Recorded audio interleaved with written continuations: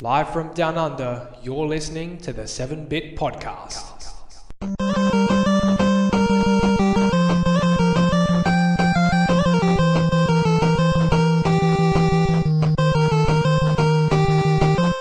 Hello all and welcome to episode 2 of the 7-Bit Podcast. Again, I'm your host Chris, and we've got a new guest on the show this week, as well as our remaining guests from last week. First of all, we've got Wood from BeatEmUps. Hello. And we also have the old faithful Ed from Game Deficiency. Present. Very good, very good. And we also have the new guest. He's all up into his PlayStation gear, and he's also got a YouTube account as well. YouTube.com/ThePSXCollector. He is Simon. Hello, everybody. It's a bit hard to top Ed's intro, so I'll just say hello, Welcome.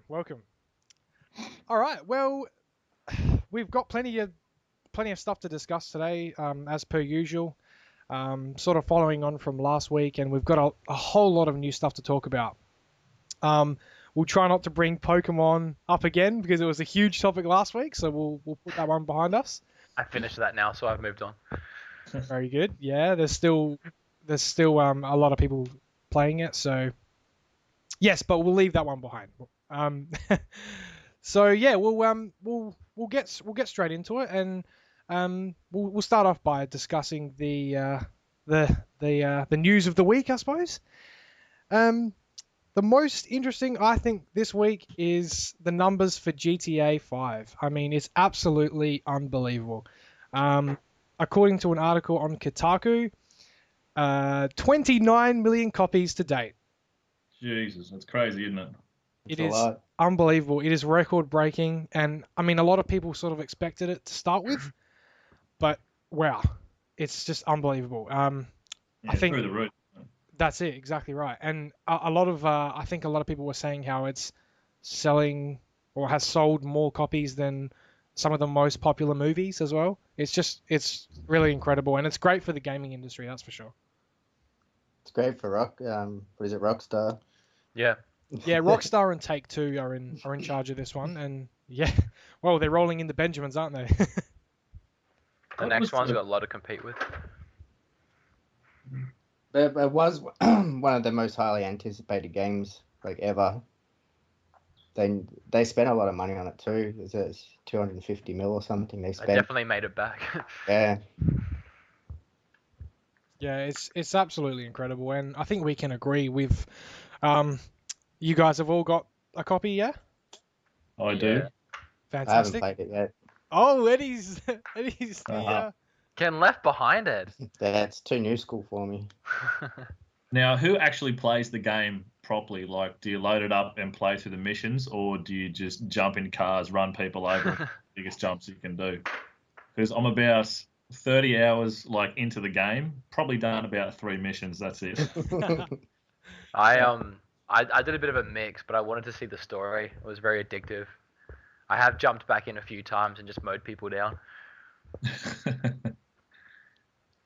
Well, if you're playing, Have you played the online yet, Simon? I have not played the online yet. I've been watching a channel, KRY Speedy. Now he does all funny type gameplay YouTube videos, and he plays online with a group of his friends on the Xbox, and they just do really, really funny stuff. It's absolutely hilarious. It looks really, really good in that perspective. I'd recommend jumping on before the end of the day, because everyone that plays in October gets a free $500,000. Oh, really? Yeah, and that's actually a lot of money. I haven't even earned that much, and I've probably played about 20 hours of online. I'll load it up right now then. Yeah, I'd recommend it. all right. Well, if Simon just goes astray, we know what he's doing. See you later, guys. And that's all for the 7-Bit Podcast for this week. No, just kidding. But yeah, well, the numbers are sort of tell the tale, don't they? It's probably the biggest. Well, not probably. It is the biggest title of this year. And if you look at the gameplay and you look at the visuals, for example, as well, it's flawless. Really, it's unbelievable. It's the attention to detail, the little things that make it so amazing. There's like so many videos online of just all the little details in the game that make it great. Like the other day I walked past a bin and I heard flies. It's just like little things like that. Yeah, it's crazy. And I think Ed, what did you say? How much did it cost to make the game? I think Ed said it before. So I think it was 250 mil. Yeah. See, that's motion movie bloody money. Yeah, That's crazy, isn't it? it's like the Avengers and stuff. Yeah. So, They nice. definitely spent the money well. They did all they right. sure did. Yeah, and the thing I was going to talk about is just, well, Simon, you brought up the topic of, hey, how do you play GTA? Do you sort of go through the missions, or do you just, piss around and, have a bit of fun? And the reason a lot of people play it like that is because there's just so many distractions. It's like, oh yeah, all right, okay, I'm going to buckle down, I'm going to do this mission. Oh, hey, look, there's a brand new car. I'm just going to go get that and run over some people. It's just like, there's just so many and it's not even distractions. Some people would call them, some people would call them side missions almost. And then there's side missions on top of that Rockstar have created. So it's a huge game. You could almost, if you wanted to, you could sink your life into it, lose your job. But it's like, yeah, I've been playing it, screaming down the freeway in one of the really fast cars, slammed on the brakes, and just look to my right, and you just think to yourself, it's like, how far can I launch the car into the river? All right, turn around, drive all the way back up the road, and just this huge run up, and just send it flying, and yeah, that's it. And I just get all distracted by little things like that kind of thing. So I love when you see those ramps and you just know you have to turn all the way around and try and get some speed. all of a sudden, the major mission is just not important anymore. Because you're flying through the air in slow-mo. Everyone turn around and hit the ramp. I think, we could talk all day about, what's the most exciting thing that we do in GTA, and, what are some of the things we get to. But I think the number one thing for me is getting the best car I can, the fastest car I can, jumping in, going full speed towards the beach, and there's sort of like there's always this like little fence that sort of separates the beach from the road, and I'll go as fast as I can, and about 2 seconds before I hit the wall, I bail. And it's pretty hilarious, and sometimes you can do it near light poles and stuff, and it just makes for some comedy, that's for sure. I look forward to when it's on PC and they start bringing out all the mods for it, because Yeah. I saw a mod the other day for GTA 4 where they modded the friction on the wheels so that every time the wheels were touching any surface, whether it be like a ceiling or a road or a building, they take off at full bore. It was called Carmageddon, and it was pretty much just cars flying everywhere, knocking him off of his feet, just like trying to run away from all these cars that are like driving on the side of buildings and stuff. I look forward to that stuff. What was the first thing you guys did in GTA 5? Can you remember? What was the very first thing you did once you started playing the game? No, I can't remember. There's so much to do. I have no idea what I've done. I think I can tell this one. Well, I was pretty low on cash, so I was like beating up people, and I was actually so excited about the combat system and how you can just king hit people from behind. I thought it was absolutely hilarious, and it's still funny. I know it's kind of sick, isn't it? If you think about it. Oh yeah. The king animation? What was that, Simon? Sorry. Like, how good is the king hit animation from behind? But like, he runs, jumps like out of the air, and his right fist flies forward with all his motion. Like, it looks absolutely awesome. So yeah, I can see. It's Have hilarious. you noticed when you do that to people wearing glasses, their glasses actually fly off their face? I haven't noticed that. It's hilarious. Nah, neither have I. It's the attention to detail, isn't it? It's unbelievable. Yeah, that's what makes the game so good, like Woody said before. So Yeah. yeah. Yep. All right, plenty to discuss there, but I think we're done with that one. As I said before, it pretty much tells the tale. I mean, 29 million copies. It doesn't sound like a lot when you bring in GTA 5 as the name of the game that sold that many. So yeah, it's not surprising, is it? Yeah. Alrighty. I'm just going to take a moment to sort of announce, where you can hit us up. We can get in contact with you through the email, and that is at 7bitgamingau@gmail.com, as per usual. Or you can hit us up on the Facebook page at facebook.com/7bitgamingaustralia. Now, I will, as a bit of an intermission in between articles and gaming news, we haven't had one fan mail yet. And one of the one of the segments of the show is fan mail, so that shit's out of it. We're not even going to discuss that this week because no one loves us. I can quickly make an email up. Who's this Bob guy? I mean, and he just emailed through now. How ironic. Anyway, we're going to move on. We're going to move on to another big article, and Simon was jumping for joy. I mean, I can't see him, but if I could, if I was in Queensland right now, he's probably jumping for joy. We're going to talk about the PS4 launch lineup. Yes. No. I'm with him here. I'm a bit of a self-confessed fanboy, but I'm pretty open-minded. I pretty much play everything. But yeah, a bit of a soft spot for Sony. So yeah, we'll go into the launch lineup. It's, as a first opinion, it's looking okay. It's pretty strong. There's a few big titles in there. But we'll go through and we'll discuss a bit. So Sony have brought a couple to the table, and they've got Flower, and that's actually interesting because that's a really good puzzle game. And they've brought Killzone Shadowfall. I'm not sure how many people are excited for that. A lot of people don't really like the Killzone franchise, but I myself, I'm a bit of a fan, and I'm excited for that one. I'm excited for the graphics, but that's about it. Yeah. Bit shallow there. Nevertheless, a lot of you're pretty much going to be gawking at the amazing graphics when you get it. So yeah, it does play a factor. We've got Knack. Don't know about that one. That's going to be good. That one looks good with the little robot made up of different stuff. Little monster guy. Looks cool. Yeah. Looks like a bit of a indie game. They're normally pretty fun. Cool. I haven't heard of that one, so that should be good. Resogun? A Resogun? No idea. Anyone? Now that was an indie title, wasn't it? I'm pretty sure it would be if I haven't heard of it. Now, when Sony announced their launch lineup, I just wasn't sure. I'm a big PlayStation fan. I try not to classify myself as a fanboy. I do have a 360 as well, and I play it and enjoy it, and I really enjoy playing Wii U as well. But I didn't think the lineup was that solid. Straight away, I compared it to what Microsoft had, and I really think Microsoft's lineup is a lot stronger. Yeah, it is. Definitely with Titanfall, and EA has shit me right up. I don't know if we're allowed to swear or not. EA, yeah, you are. Good.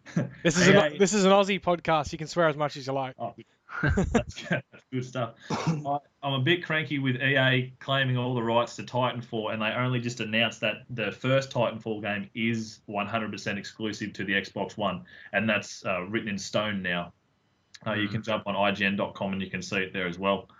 I was really looking forward to that kind of coming over as well, and they seem to hype their launch lineup a lot more than what Sony kind of have. I just it is strong.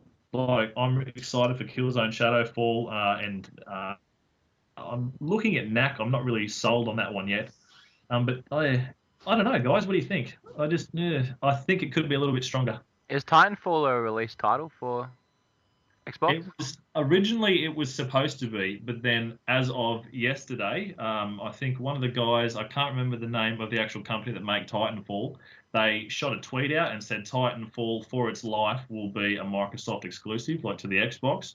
So that kind of just rules out the first Titanfall games, and other ones to follow will be multi-platform, hopefully.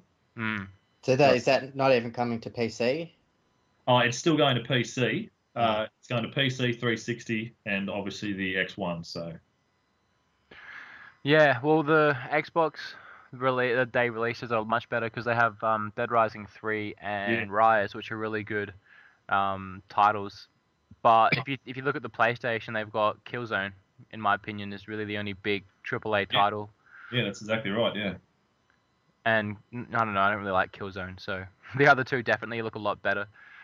I think this Killzone, they've tried to move it away from the typical style of Killzone. Like, you know how it's really dark and kind of nitty-gritty, like warfighter type game, where this one's a lot brighter and it's kind of taken a lot of influence from like the Halo games and stuff, like real flashy neon lights and bits and pieces like that. And I think, yeah, the story's aiming up to look pretty good so far, so I'm quite keen to give it a go, but I'll definitely give it a go.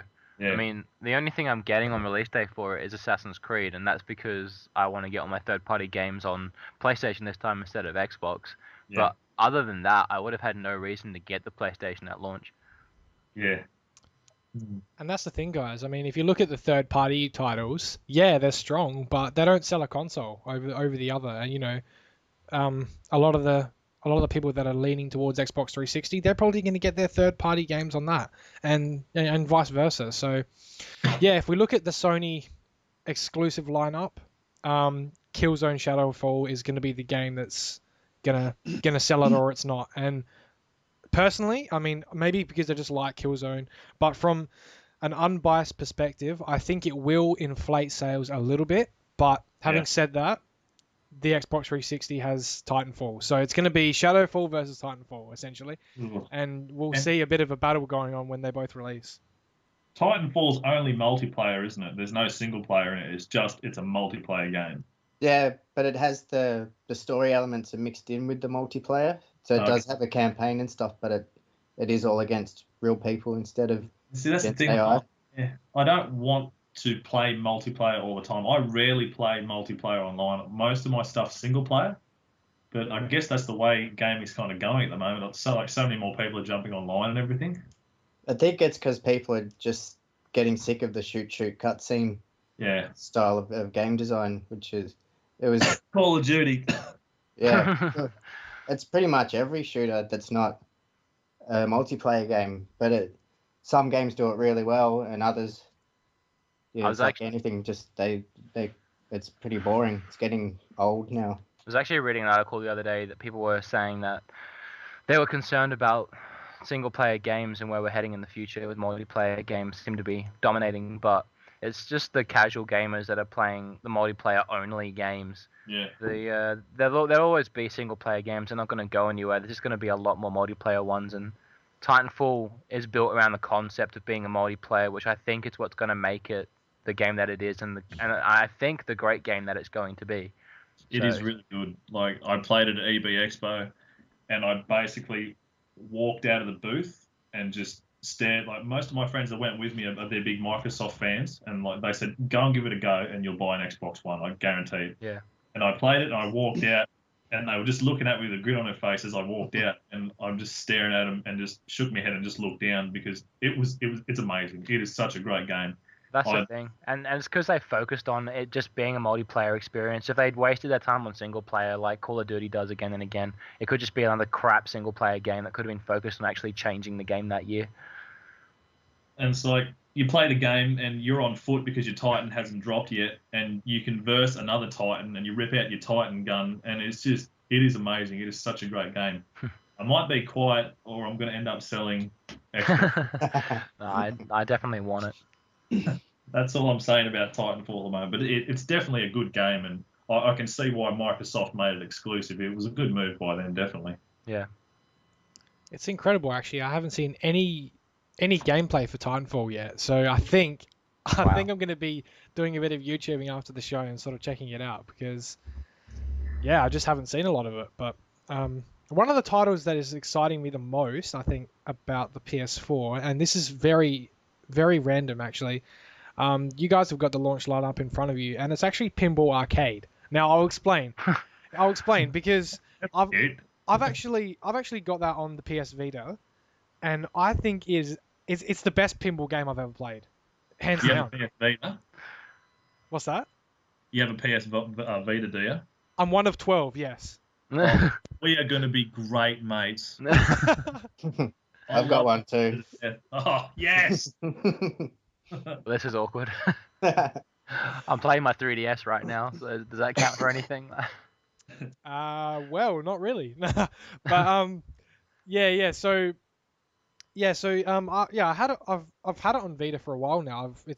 I sort of picked it up because as we know, the Vita lineup and the Vita library is pretty slow. It's starting to get a bit quicker, and I actually picked up Killzone for it. And if you haven't got that, that is absolutely fantastic. It is brilliant. I don't.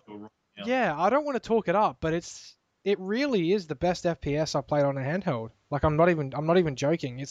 It really brings the whole FPS console experience. That's the best way of putting it. And some people will say, well, why don't you just play it on your PS4? But hey, if I'm on the bus or I'm, traveling to work or something, hey, I can play an FPS on the bus, or I can play it, when I'm out, and it's going to be of console quality. But yeah, going back to Pinball Arcade, yeah, I just sort of picked it up because I didn't really have much to play. I got Gravity Rush from the PS Plus freebies, and that's another fantastic title, I must say. And Pinball Arcade is it's unbelievable. Like, it's just so realistic. I'm actually a really big pinball fan in general. I love the real pinball machines. So much fun.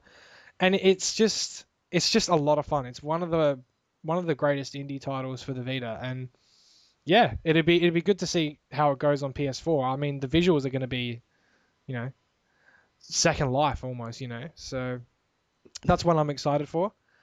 Pinball should be good. Yeah, it's almost like saying, "Oh well, I'm really excited for Croquet 2013 for PS4." Like riveting stuff. But you see the advertisements. The next gen cup and ball. Exactly. But yeah, that's what I'm excited for. But out of the third party lineup, what are you guys most excited for? Do you have one? Assassin's Creed. Yep. Extremely excited. Anyone who watches my videos and sees a little Assassin's Creed collection down the bottom there. Oh, I've got all the Assassin's Creed games, have not finished one. I'm sorry. Oh dear. I'm sorry. Yeah, I'm with you, Simon. I've got the first two and I haven't finished either of them. But they're so good. And they were good, but I just put them down because I ended up getting a different game and I got involved in that kind of thing. Like number 3, I'm really enjoying that. I'm about halfway through it, so I might actually try and knock that one over this weekend. I think 2 is just like one of the games you have to play in your gaming career. It's just one that you can't miss out on. Yeah, it's just a stellar game. It's a career, but she doesn't listen to me. But yeah, I think looking at the PS4 launch lineup, it's strong, but you don't really know how strong it is until it sort of launches and until we see what Xbox has up their sleeve as well, or Microsoft, should I say. Yeah. So it'll be put to the test because it really is, in terms of exclusives, it really is all on Shadowfall. And you could argue that Sound Shapes is a good one as well. That's one of the most hyped and most reputable rhythm games. That's on the Vita at the moment, and a lot of people love that. Great soundtrack as well. But yeah, I mean, if we're talking in general, Killzone's going to be the one that's going to be make or break for sure. That's it. Now, with Call of Duty, have you seen the latest news on that? The whole Xbox One's going to be in 720. I have. The PS4 is going to be running 180, and that was confirmed by a guy from Infinity Ward today as well.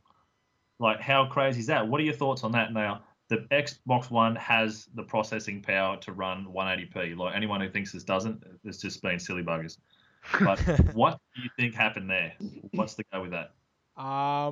They wanted gamers to get out their flamethrowers. I don't know. Like, that's what I was thinking. For like Call of Duty and Xbox, in my opinion, go hand in hand. They always have. But for a major title like that, which is going to pull in like millions and millions of gamers, to have it only running in 720p, I don't know what Microsoft was thinking. I don't understand why that'd even be a thing. I don't think most of the kids that play Call of Duty will be able to tell. Yeah, that's true. They'll be too busy swearing and saying racist stuff to what definition the screen's in. Yelling at my mum and stuff. But yeah, I mean, looking at it, I actually read that today on my lunch break. It's unbelievable, literally today. And my thoughts on it were, wow, there's going to be a lot of fanboys bitching about how, one runs in 720p and the other one runs in 1080p. And I think it is a talking point because, next gen consoles, it's a big deal. You want it to be running in 1080p. You want it to be full bore, don't you? And it wouldn't be such a big issue if we were talking about 360 versus PS3. Even though I don't like comparing the two, but yeah, 720p on PS3, no problems, not an issue. I'm a big FIFA fan, and that's always been in 720p, and I don't have an issue with that. But next gen, it's like you're gonna have fanboys going, yeah, well, mine's running in 720p, and the other guy's gonna be like, well, mine's in 1080p, mine's better, and you're just gonna have this massive war of Xbox One versus PS4. Like, do we give a shit? Probably not. Like, it's essentially the same game, and like the it's graphics. Call of Duty. It really doesn't matter. Yes, exactly. Yeah. And who the hell plays Call of Duty for the graphics, for God's sakes? Like, the engine is 10 bloody years old. Well, it's not, but it seems that way. And, who actually plays it for the graphics? You don't. You really don't. Does PS4 have blast processing? Maybe that's why. We should add blast processing. Oh, God. I get that one. I like it. So, yeah, I mean, I don't really have much to say on that, to be honest. I don't really care for it. And I actually was a big Call of Duty fan back in the day. I think Modern Warfare 2, I think I prestiged all the way.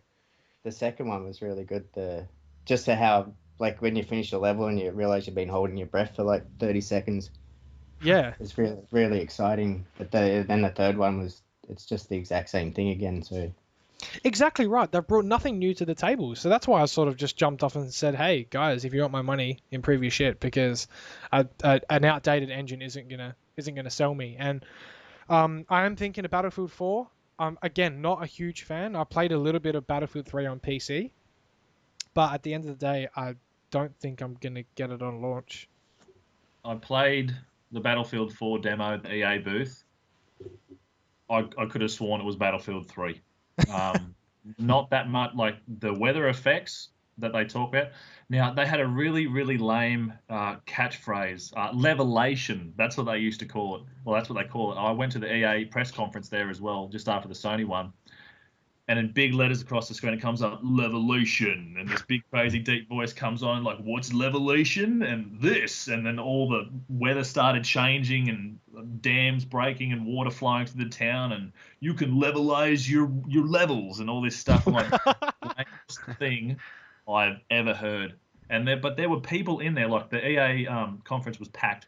There were people in there and they're cheering and clapping and screaming. I'm like, what? Levelation? That's gay. Just slang words like that.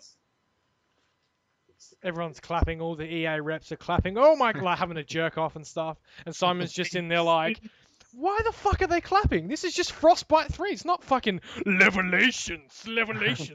Like, it's like trying to come up with new words. It's just... And They're it's just like, happy something's changed. All that reminds me of, excuse my French, by the way, but it just reminds me of the new Metal Gear Rising? What was that called? Revengeance. What the? Oh, that's it. Yeah. What is Revengeance? Like, okay, I'll get out my dictionary and tell you what Revengeance is, but I don't know it off the top of my head. It's bloody stupid. But yeah, the term levelations. Sorry, it's essentially just Frostbite 3. Like, Wow, I do apologise. Like I said earlier before, I am getting Battlefield 4 for the PS4, mainly because there's not that much that really interests me in the lineup so far. And it's either Battlefield 4 or Call of Duty Ghosts, so I'm going to have to go Battlefield 4.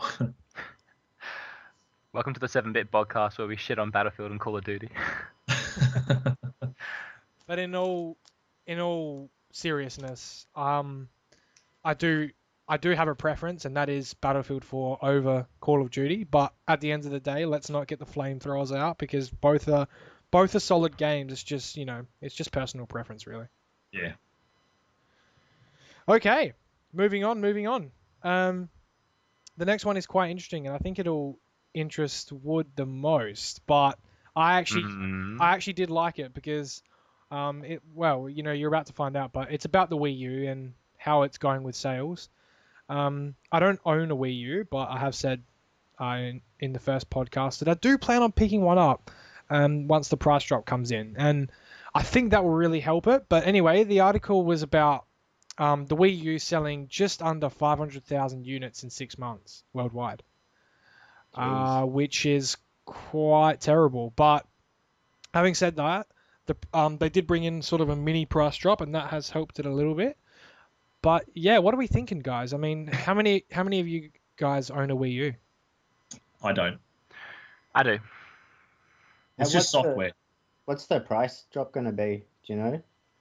I'm not sure, but I think it's about 300 for the premium. Yeah. It's still a bit expensive. Well, not if you consider what you're getting. You're getting essentially a next-gen console with like a tablet. But it's still $300, so. But is it a tablet though, or is it just something to accompany you on the John? It's like a little bit more expensive than a 3DS, like the handheld console. And it's got like a lot of like really insane features. Like I could take it to work and just play the tablet. All you need is a power source, and it's pretty much a portable gaming console. Does it load the actual game onto it? Yeah, as long as you have a game that's compatible purely with the gamepad, which is most of the games, you don't even need like a HDMI for a TV or anything. You can just plug it in and play on the tablet. That's pretty cool. So you got like next gen with quotation graphics on a tablet anywhere you want.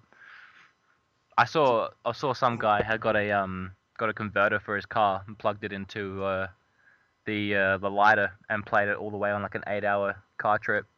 Oh, awesome. Yeah. How many times did he crash? Well, he wasn't driving, clearly.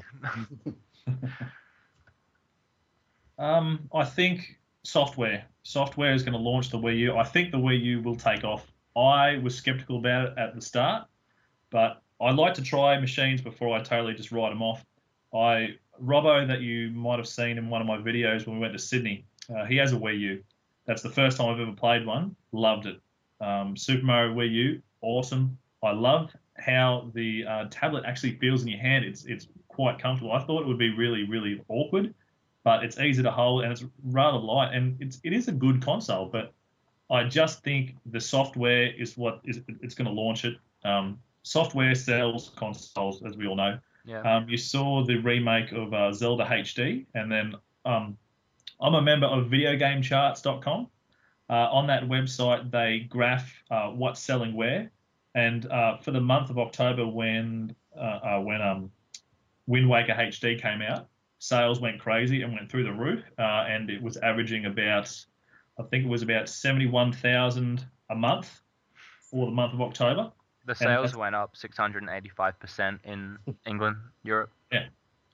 So like, if that's just Wind Waker HD, what's an actual standalone Zelda title on that machine going to do? Yeah. I really think that's going to help, and it will take off. It's just the lack of software at the moment.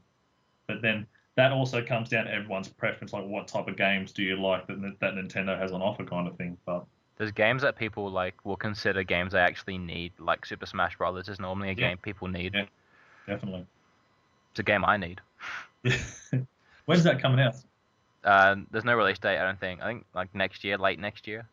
Can't you be like the Wii trainer or something like that? Yeah, there's the Wii Fit trainer. Isn't she just like a blue outline person? Yeah. No, not a blue outline. She's pretty bland though. She's like grey and she's got a blue shirt, but that's pretty cool. I saw a good concept online of you know how when Kirby swallows people, he becomes like sort of like a little bit of their ego. Yeah. He wears Link's hat. There was a little comic someone drew that he swallowed the Wii Fit trainer and he became super buff, like a rippling six-pack. Yeah, but I'm sorry, Simon. I'm just looking at some of the games on the Wii U, and I think it was a couple of weeks ago. I was over Wood's house, and I was just I'd never played a Wii U or even picked up the controller, and I didn't actually play it then, but I picked up the controller, and I essentially said the exact same thing as you, Simon. I mean, I picked it up. It looks so bloody awkward, like, you know. I've got a right here in front of me. I've got a Nexus 7 Google tablet, right, and I hold that in my hand, and it doesn't feel that comfortable. I put the Wii U controller in my hand, and it's like, holy crap! Like it's just really comfortable, and it just fits so well in your hand. It's like contoured to your hand almost. Yeah, it works. Like the back grips are really, really good. It's actually fun to lie in bed and play games on and like browse the web on and do all that kind of crap. Do any of you boys have an iPhone? Yeah, I do. Oh yeah, I saw that in your last episode actually. Have you been laying in bed and dropped on your face? Yeah, too much. Because okay, well, this is why. It's because my cover is rubber and it like slips out really easily. So I hold it by the cover, and every now and then, if I squeeze too hard, it pops out and like smashes me in the face. Have you done that with your Wii U tablet yet? Well, no, I haven't. That would own you if it hit you in the face. Yeah, that'd be pretty bad. Jeez, what happened to your what happened to your nose, Woody?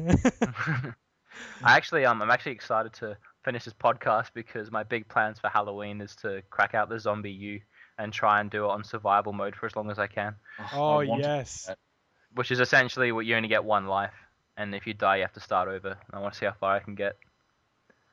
I was legitimately scared playing that on normal mode, and I could imagine playing it so that I know if I die, it's game over. I'd be so scared to do anything or go around corners. Yeah, it's like edge of your seat stuff, that game. I haven't played it yet. It's one of the titles I'd like to actually play because I'm a pretty big fan of zombie games kind of thing. So it's legitimately scary. Like I got freaked out so much. Awesome. Yeah, I'm exactly the same as Simon. That's one of the titles that I'll be picking up if I get a Wii U. It'll probably be the first title I pick up. And then a lot of people have said that it's not that impressive. I mean, like in terms of gameplay. But heck, it's a zombie game. I think it is. Yeah. I mean, for what it is, it's clunky, but it's good because it's just a guy. I see it as a guy in a cricket bat. Like, how fluent can it be? You know, the fact that it's kind of clunky is a really, really good thing in my opinion. Like with Dark Souls, people that love Dark Souls, they love it because the combat's clunky.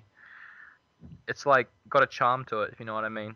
Yeah, and that's right. I mean, I haven't played it, and so I'm not gonna judge it by its cover or anything like that. I mean, the cover's pretty awesome actually. But yeah, I'll definitely pick that up if I get a Wii U, and I'm thinking about it. But going back to the sales figures, the whole issue is a lot of people like you and me are sticking out for this PS4 and Xbox One, and I mean we all collect and we spend a bit of money every couple of weekends collecting retro, but I've actually got a bit of money set aside for the new console, and like I don't know if I want to put that on the Wii U, and that's sort of the whole problem. Like it hasn't sold me, and I know I actually really like the look of correct me if I'm wrong, but Super Luigi U. Yeah, you're not wrong. New Super. I disagree with you. Looking forward to it. Well, see, yeah, I it didn't really bring a lot new to the table, but I do have a bit of a soft spot for Luigi, so I was like, heck, maybe I'll buy a Wii U. But yeah, I'm waiting for the price drop, and I know that's bad because I'm not supporting the company, and we could go on forever. But my issue with why you're talking about that Luigi game yeah. is that those Mario games, while the HD graphics look better, it has essentially been the same game for a long time, and that Luigi is pretty much just an add-on of the Mario one for the Wii U, except you play as Luigi and he's a little bit harder to control and he's got some different levels, but it's not worth a full price game. It's DLC essentially. Well, it's not.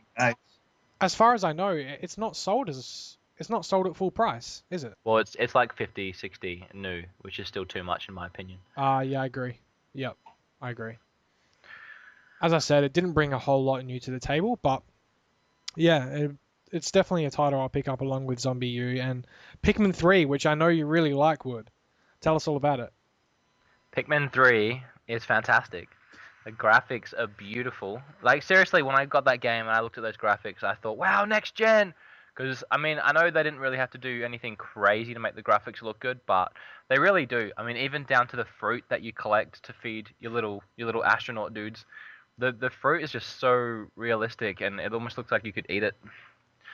And yeah, I don't really know. Like, Pikmin is just a really, really simple game, and it's ingenious in the fact that it's just so unlike anything else. You really gotta look it up on YouTube and just look at some of the gameplays of it.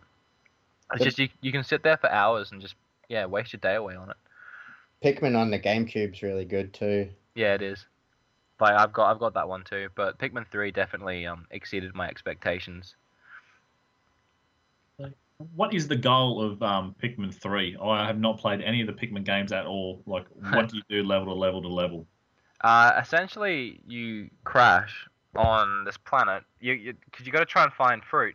Because your home planet is running out of substance and you're dying essentially, which is pretty morbid. But so you're on this planet and you can only be out during the day, and there's like a day and night cycle. So it's sort of like a time limit with how long you can be out in the day for, or else the creatures will come out and they're much bigger than you. Okay. You gotta try and collect fruit to make juice, and the juice is what sustains your life. But there's also like optional or like goals in the process. Like you got to find your captain, and then you got to find Captain Olimar, who was from the previous games, and at the end of each level, and I think there's about 7 or 8 worlds. At the end of each world, you got to defeat this big like huge boss, and they're sort of Zelda style, the sense of the bosses. Yeah. Oh man, it's just so hard because the game is so different to anything else. It's so hard to actually explain what the game is. But you got to like breed your Pikmin, and they follow you around, and you can use them to attack, and you can use them to break down barriers. But then you have like your blue ones that can only go in water, and you have like pink ones that can fly. And you got to like be heap strategic with which ones fight which enemies and which ones do certain tasks. And Okay. Yeah. yeah. You throw them. You throw like the little guy. They follow you around in a big group, and you throw them at the bad guys and stuff. And then then when you start getting better at the game, because you got your 3 characters, you can give one guy a team of like 20, 30 Pikmin, and then another team like 10 Pikmin, and you can mix up their colors, and then you can send one to go to the water part of the level and try and collect fruit there. Then you can send your other guy with his team of Pikmin to go do something else on the other side of the map, and you got to bounce between because they'll constantly be getting into trouble. But you want to try and collect all the fruit you can in one day because you don't want to drink through all your fruit and then end up dying, if you know what I mean. So there's a lot of micromanaging as well. It gets pretty technical. It's very strategic kind of thing. So, well, that sounds Extremely. like I'd love to have a look at that now. You've actually explained it a bit. I would certainly check it out because I can guarantee you I didn't do it any justice then. That's like I've got money set aside as well, and it's between an Xbox One or a Wii U. I just don't know. I'm really stuck, and after hearing that actually sounds pretty good. There's some great games. The thing is, the Wii U is so cheap, and it already has some great games on it. You'd probably get more hours of fun out of it right now than you would an Xbox on launch. Yeah, and like I suppose I could get the Wii U for $300, and then I've got about $200 to basically spend in games as well. So. And not to mention the games are getting pretty cheap because no one's buying them. What's the online like for the Wii U? Pretty non-existent at the moment. It's got some pretty cool features as far as keeping in contact with people. Like it has got like a Skype call system using the camera, which is pretty rad.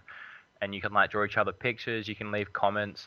Some games have really cool features. Like the Wind Waker HD has a cool feature now where there's tingle bottles, and you can write notes in the bottles and throw them out to sea, and then they'll appear in random people's worlds, and they'll sort of become like a Facebook post. So once you open a bottle and you read it, you can like it, and other people that find it in their world can like it, and then you can comment on them, and you can start a conversation. You can meet people that way. So that's a really cool concept for Zelda. I haven't really played any Wii U games yet with a decent online experience because I've been playing a lot of like single-player Nintendo type games. And the Virtual Console as well. Now that's pretty fantastic because no one's buying the Virtual Console games, so they're trying to get people into it by putting them down to 30 cents. And I've actually bought like F-Zero from the Virtual Console for 30 cents, and a couple other things for 30 cents. Oh. Now, to me, that would be a total selling point to this system if you want to play retro games. So plus, you don't have to do anything ridiculous like buy $20 worth of credit. You can literally just charge to your credit card 30 cents. 30 cents. That's absolutely nothing. Like, how many games are available on the Virtual Console? Quite a few. In saying that, though, they're not all 30 cents. They have their weeks where they go down to 30 cents. So you got to like pick your day. The ones like the good ones like Zelda and all that. If you want to get like Oracle of Ages, it probably end up costing you like $12, $13. Which is pretty pricey, but at the same time, it's a cheaper way to play it if you can't get a hold of a copy. Now, but if you watch the sales. Yeah. So, like, what generation of consoles are available? Like NES, SNES, N64, GameCube. Can you buy all games from those eras on that Virtual Console? I think at the moment it's only SNES and NES. Someone correct me if they know better. I'm sure they will go into 64 because the Wii did. I'm gonna load it up right now while we talk. You guys can continue on, but I'm gonna figure it out and interject later. Donkey Kong Country 2 sold. If you can get that, I will go out and I will buy one tomorrow on my day off. That game rocks. Yeah, I have a bit of a say on the Virtual Console because I think from memory the Wii U one is very similar to the 3DS one. Am I right? Yeah. And yeah, so I think essentially it's NES, SNES, Game Boy Original, Game Boy Color, some GBA? No? Not sure I'm about. loading it up, but I can get back to you. Yeah, not sure about Game Boy Advance, but one of the main titles for me for 3DS that I've got on the Virtual Console, because I can't bloody find a copy anywhere for NES, and that's Castlevania. That thing is so bloody hard to find on NES. I was just like, screw it, I'm gonna get it for 3DS, and it's absolutely fantastic. And the one thing that I like about Virtual Console is it's not like emulators where you don't really know about the performance of the game. Like, you're not going to get slowdown or you're not going to have to map keys, stuff like that. It's all optimized for the console. So you find that it's running at the speed it's supposed to. For you, Simon, Donkey Kong Country 2, I don't think so. Correct me if I'm wrong, but yeah, I don't think so, but there's a lot of good titles. Castlevania is one of them. I'm sure they'll go into it because... Yeah, they should. They should. Okay, I was wrong. The NES and SNES games. The NES games are $6.50. The SNES games are $10.40. That's all right. You can get Mega Man X for $10.40. See, I have seen some for 30 cents though, even on 3DS. The original Legend of Zelda is $6.50. That'd actually be really cool. Yeah. I'd pay that. Would not have a problem with paying that. Earthbound, $13. Okay, anyway, I got a... Earthbound's great because that's a game that's really hard to get a hold of, and you could play it right now for $13. Yeah, what? Earthbound powers what? What are we talking? 250 minimum? Yeah, something like that. At least. Yeah, you're not going to see it anywhere out in the wild. No, you're not. You'll see it on eBay for about 250 by now. If you do, you'll know about it on my next episode. Yeah, good call. All right, well, we're going to move on from that. I suppose as a final perspective on it, I think, well, 500,000 units isn't an awful lot, but hopefully it picks up. And I know I'm saying that out of, confidence that it will, but it's going to be a pretty rough time going through the release of PS4 and Xbox One. But there is still a bit of time between now and the release of those. So, hey, if they drop the Wii U by $50, you might tempt me a bit. I'm actually very interested in it. It's just a matter of... I don't want them to drop the price because they're already doing it so cheap. They need the money. I know, but $300 is still a bit... extremely worth it. Well, you could argue that. But... I mean... And yeah, it is just NES and SNES, but I'm looking at these titles and they're fantastic, like Kid Icarus, Metroid, all the Mega Mans. It's got everything amazing you could think of. Yeah, but I'm pretty sure Nintendo will be okay. Like, they've been around since the start. They know what they're doing, and they've weathered quite a few console storms before. I think it's just going to come around to new software coming out. When it does, it'll take off. They'll definitely be okay. Like, even as far as like a console standpoint goes, they could make no money on this and still put out 3 consoles and make no money on them. But we won't get games unless the consoles are funded and bought, because no developer's going to want to make a game for it if they can't make money. Which is why I want the console to sell lots and as much as possible, because that's the best way of getting the best games. That's how we get the next, GTA 6 on Wii U kind of thing. Like, not GTA 6 itself, but to that quality. Yeah. But that's where Nintendo shines. If we're looking back at the Nintendo 64, that console was saved by first-party games. It was all first-party games. Can you think of a good third-party game that was... Well, Nintendo has always been about first-party games. Of course. Yeah, it has. Of course. Was Banjo and Kazooie? That was... Yeah. Yeah. That's a good game. It's a fantastic game. I wanted Doom 64 so bad. Like, I love that game. I played it at Robbo's house the other week when I was on holidays, and that is rather enjoyable, that. Yeah, it's a classic. All right, we're gonna move on. We're gonna move on from the Wii U, and we're gonna talk about quite a big topic. And as bad as this sounds, it's it kind of brought a smile to my face in a lot of ways. And that is Electronic Arts. Electronic Arts reports a $273 million loss in latest financial report. Now, just 1 second. Look for applause. Because I don't want to go on a rant about it, but I fucking hate it. I hate those assholes. Sorry? Oh, swallowing the mic over, yeah. Yeah, no, I hate those assholes. I've said it before, and I'll say it again. I'm a bit of a FIFA fan. I get it pretty much every year, and if you didn't know, they're the developers and they're the publishers for it. And they just scream money in the game. Like you just want to play some soccer. You just want to play some play some games, and you're just getting, oh, buy this, premium DLC. It's just like, soccer ball DLC. It's just like, piss off. Like, I just want to play the game, and they're all about money, and it brings a smile to my face when they're still losing out. It really does. And I know it's not good for the gaming industry, but frankly, from my opinion, the gaming industry would be a lot better if EA pissed off for a while and then came back and learned their lesson from the fact that it's not about money, it's about bringing games to the consumer. I don't know where your standpoint is on this, but yeah, I really, really hate EA for a lot of things. I can't forgive them for what they've done to Dead Space. I'm still hurting from that. I can't. Me too. I feel your pain, Wood. I can't forgive them for SimCity. Like, holy shit, they ruined that big time. Like, I'm a huge SimCity fan, and not only did they basically rip another asshole for Maxis, but yeah, they screwed up SimCity altogether. And it's not the only one. You guys talking about Dead Space? They've screwed up a lot of things. Did you play the new Dead Space, Simon? I did, and I finished it, and I went to the suit booth, and I'm looking through, and then it's like, you can download this suit for such and such and such. Yeah. You have got to be kidding me. Yeah. You could pay for ammo. You could literally buy ammo in the game if you were running low on ammo. You could pay to cheat your way through. I'm like, that is stupid.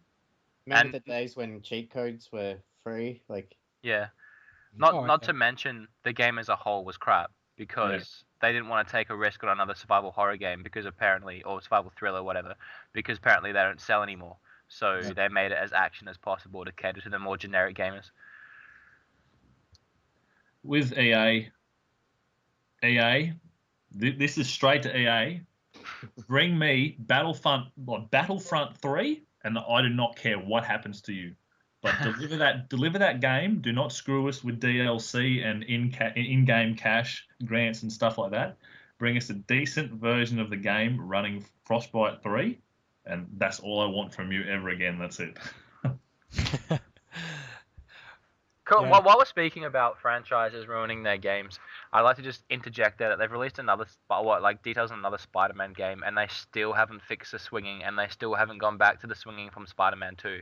Which was just seamlessly, beautifully fun, perfect swinging Spider-Man simulator.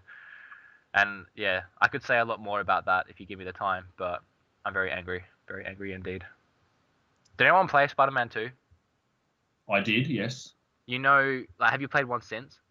Not really, no. Did you enjoy Spider-Man 2? Yes and no. It was okay in some sections. The swinging, purely the swinging mechanics were fantastic because you had your left trigger and your right trigger, and each did the corresponding arm of Spider-Man. And you could hold onto a web as long as you wanted. So you could shoot onto and that's the other thing, you had to shoot onto buildings. Buildings, lampposts, trees, whatever. You had to attach onto one, clearly, like Spider-Man. So you could shoot your left web and hold onto that and spin all the way around a corner, then shoot your right web and spin all the way around the corner. And you could even do both at once, and then you could propel yourself off of both webs. Since then, they have not gone back to that formula. They have done swinging anywhere in the sky, anywhere you want to shoot your webs, and you just hold down one trigger, and you seamlessly swing and swing and swing. So they've dumbed it down pretty much. Pretty much, because apparently it was too convoluted and it was too technical for generic gamers to understand. But the only saving grace in this is the director of gameplay, whatever I'm trying to say, from that game is currently working on an indie game, which I think is called sky hooks or something, which essentially has taken that game mechanic and he's making an entire game out of it. And I'm hoping he gets all the funding in the world and that game outsells the next Spider-Man game, because I'm sick of game developers taking no risks and just going in the easy way out to make money. Isn't all the other Spider-Mans since then have been basically inside, so they're always fighting inside? Yeah, pretty much. They've been just like linear path Spider-Man. But the Amazing Spider-Man, the newest one, is actually... It's a really, really great... It looks good. It was fun to play. It had a big city, and it was the first time it's gone back to the big city since Spider-Man 2, but you could still hook on to Sky and you just hold down right trigger to swing, and you could even like stop time completely and pick the spot you want Spider-Man to go and he'll web sling to it. So yeah, I didn't like it. What was the Spider-Man game for GameCube? Because I played a bit of that. Spider-Man. Yeah, see, that was fantastic. Actually, yeah, that was fantastic. That came out at the same time, around the same time as Spider-Man 2, and it used the same mechanic. Yep. And yeah, that was fantastic. That pretty much what got me here is just game developers taking the easy way out and trying to make an easy game that will make money, and just pumping out the same crap because they know it makes money, like Call of Duty and like the WWE games and all of that crap. Yeah. Yeah, too true. And oh gosh, the WWE games is like a true example. There are images online of the WWE games throughout the ages. The best one is there's a picture of Booker T, real life Booker T, next to SmackDown. I can't remember which one it was. SmackDown 2008, I'm pretty sure, and it almost looks identical. Like legitimately, the game screen shot looked identical to Booker T. Then the next one from like 2010 looked, I don't even know what it looked like, but it definitely wasn't Booker T. And the most recent one from like 2012 wasn't even the right skin color to start with, and you wouldn't even know it was Booker T without being compared to all of these pictures. So the 2008 game looked better than the new one. Not surprised at all. Not surprised because at all. they keep just crapping out the same game time and time again. Sorry, where is THQ right now? Oh, that's right, they're bankrupt. Yeah, that's right. Oh, He Burn. Laying down the burns here on the 7-Bit Podcast. But they're still making those games. Well, they are, and no one's buying them. And soon enough, someone's going to take over. And I think They have been taken over. 2K, isn't it? Yeah, 2K. Yeah. Yep. Because 2K13 just came out, but they pretty much picked up the project as it was almost finished, so it's no different to the last one. Hopefully they change it, because I actually really like wrestling games. I have done since SmackDown vs. Raws and Here Comes the Pain and back in the day. Me too, actually. I really enjoyed I think the one on, it was either PS1 or PS2, Shut Your Mouth. Yeah, that's a good one. Yeah, that was fantastic. People don't like them, but I love Day of Reckoning on GameCube. I grew up on those wrestling games. I thought they were great. Haven't you played guys that one. played Tecmo Wrestling on the NES? Yes. Yeah. Yeah. That's awesome. Yes, I would prefer a remake of that right now. What they're making. Yeah, but yeah, going back to EA and their losses. To be honest, I'm not really surprised, because a lot of people are falling into the trap of I'm not sure if you guys have heard of it, but The Simpsons Tapped Out for iOS. That is a huge game. That took the world by storm almost. And it's essentially a free-to-play game. It's a city builder where you gradually level up and you unlock Simpsons characters and you unlock Simpsons buildings and points of interest, and you can build your own sort of Springfield, and you can interact with other players and stuff like that. And that's a free to play, but to be honest, it's not really, because you play and there's the in-game currency as per usual, donuts, and people spend so much money on these bloody virtual donuts. Do you people understand that you're buying air? Like, seriously, are you guys serious? Like, these donuts, you get about 10 for 99 cents, right? And those 10 will, say for example, it takes real life time to build a building. Say a building takes 6 hours to build. These 10 donuts, 5 will build that building in 5 minutes, for example, instead of 6 hours. Whoop-de-doo. Go and do something else with your life for 6 hours. Come back and it's built. Hey, there you go. You know, like, there's a dollar saved, and a lot of the revenue that EA is getting is from that game, and a lot of other games that have buy-ins, and virtual DLC, I suppose, or like virtual currency. I hate that it's a thing. I hate DLC. I'm an avid DLC hater. Me too. Yeah. Just putting that out there. I'm not a fan. There are some elements of DLC that are fantastic, and they do genuinely add to the game, but as a whole, nah, not for it, to be honest. iOS, now, I'm really worried about iOS devices, like how you can play games on stuff like that, and Android, because more and more I'm seeing now so many people will play games on their phones, things like that. More and more game companies are becoming aware of this, and they're taking their support away from consoles and PCs and things like that, and they're investing money into these devices. And I think that's really starting to kill off the console market and things like that, because you find this is where most of the casuals, I think, in my opinion, have gone. I've got workmates at work between jobs, like there's about 10 of them, they'll all sit there and they'll play games on their iPhones and their Android phones and things like that. So yeah, I know, I hate it. Yeah, I'm not a fan of those types of games at all. I know people that are strictly like phone gamers. They have consoles at home, but their iPhone's just full of pages and pages of games. Yeah, yuck. I'm not even kidding. If you go through my entire phone has 2 games, and that is Sonic Dash, which is a Sonic the Hedgehog game that was free, and Dead Trigger, which is actually a pretty rad zombie game, which is also free. And I think I've spent maybe 5 minutes on both. Yeah. Yeah, exactly. And this is funny enough, but going back to FIFA again, but I've got that on Vita, and it's essentially, I'm not going to get it this year. FIFA 14 released about a month or two ago, and this year's installment for Vita, EA, boldly came out and said, with their chest out and their head held high, they're like, "Oh, FIFA 14 for the PlayStation Vita is the same great game you've always expected, but with new kits and new soccer and new balls and new stadiums."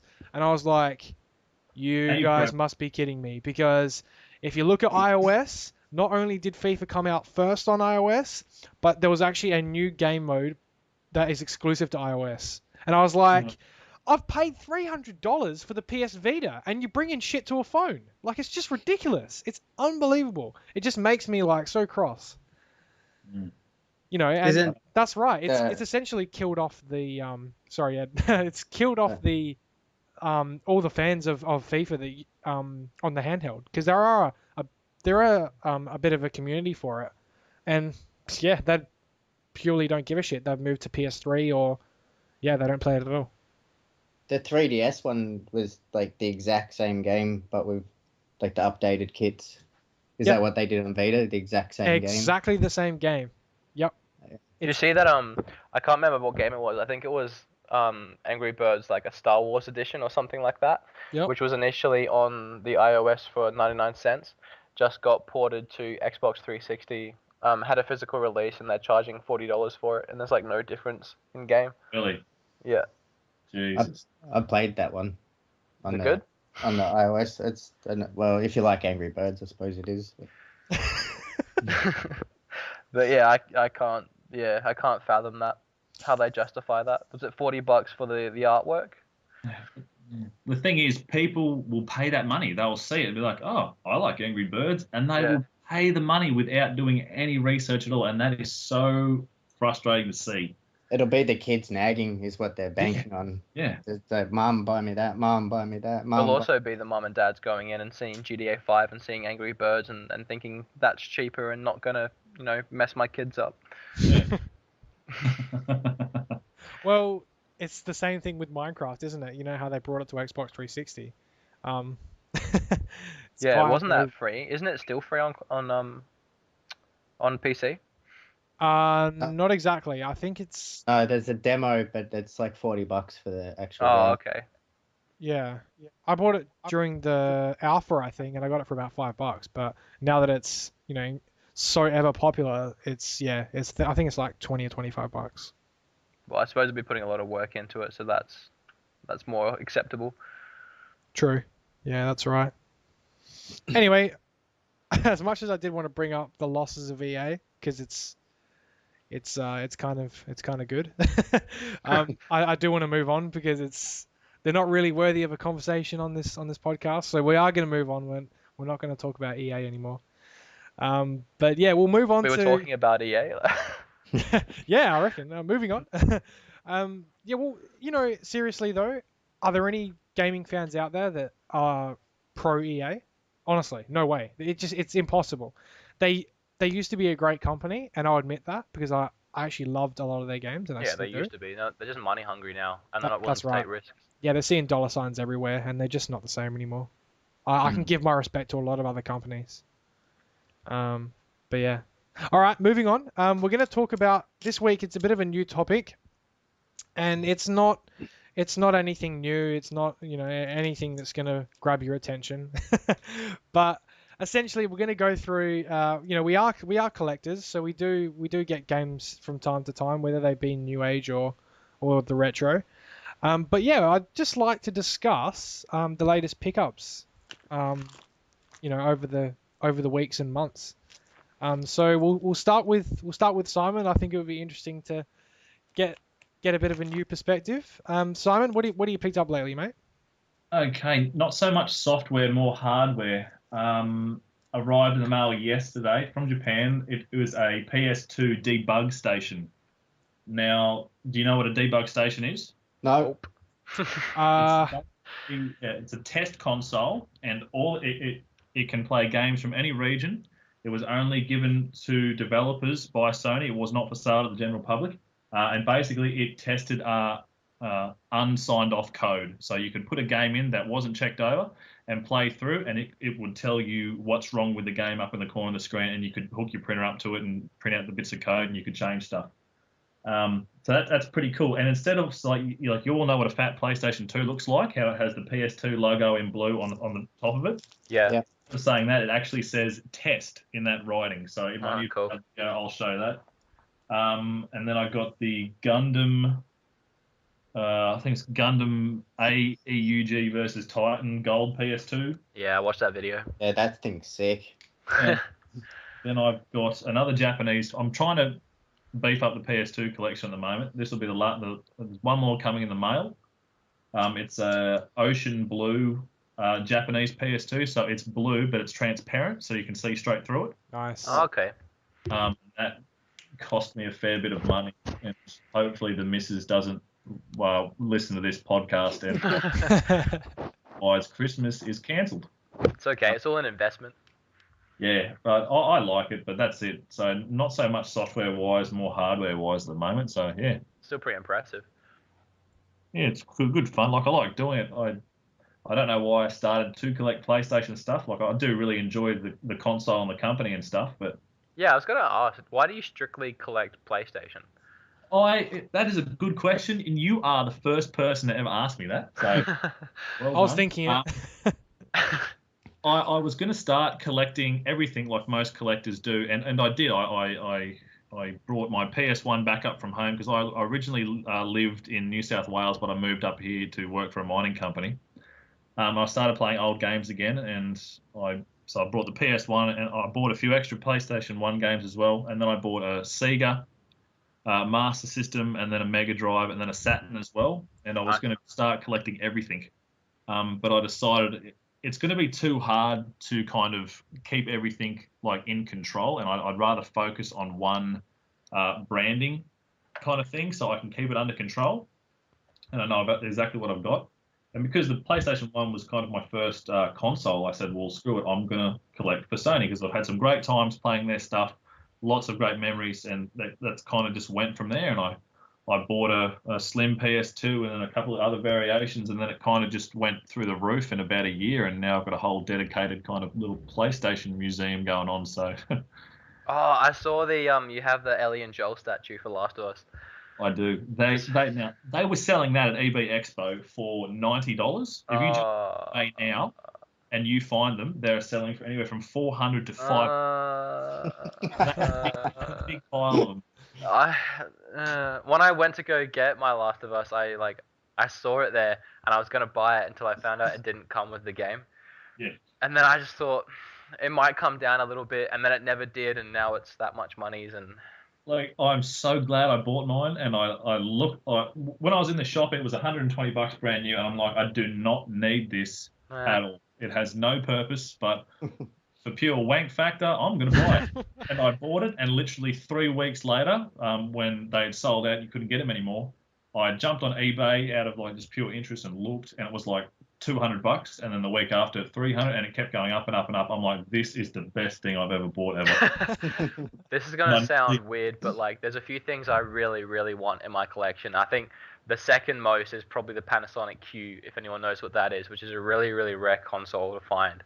But that statue of Ellie and Joel is #1, and I don't know why, but I regret it. It looks pretty good. Like, it's ridiculously detailed. I'm kind of looking at it right now.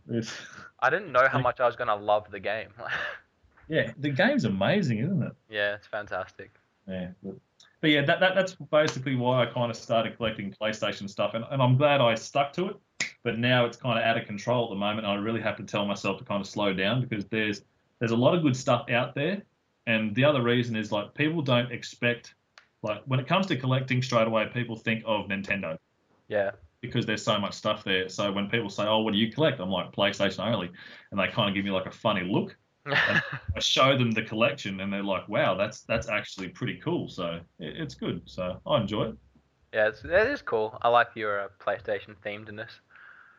But try not to be a fanboy as well. I do have a 360. I will gladly sit down and play any game on any system without even thinking twice, because in the end, it comes down to playing games and enjoying games in general. So yeah, I rarely, on my channel, I won't talk bad about any other system. I won't talk bad about the Xbox One. It just comes down to your preference and what type of game you like to play. So I don't like to talk bad about anyone else. So. Well, that's it. There's a lot of games on like Xbox as well that they're must plays. So yeah, definitely. You can't limit yourself. You can prefer one and you can love one more, but you can't limit yourself. Yeah, that's it. Like Titanfall earlier, like, I will probably buy an Xbox One for that, to play it and have a go.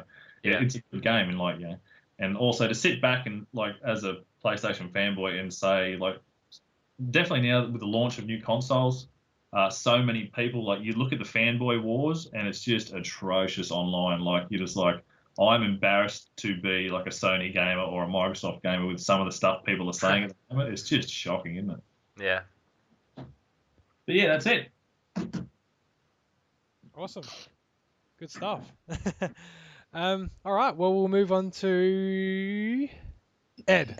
Ed, what have you picked up lately? I got Crisis, the first one, for PC the other day at Cash Converters.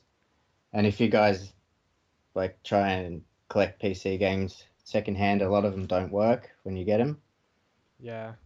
Yeah, so it's always a risk, but this one was sealed. It was only $3. Wow. That's pretty cool. Nice. Really? Yeah. So I knew it would work. So it's like a re-release one with all the extra stuff in it as well, and it's a really good game. The first Crisis. It's so different from the second one. Yeah, the second one wasn't very good.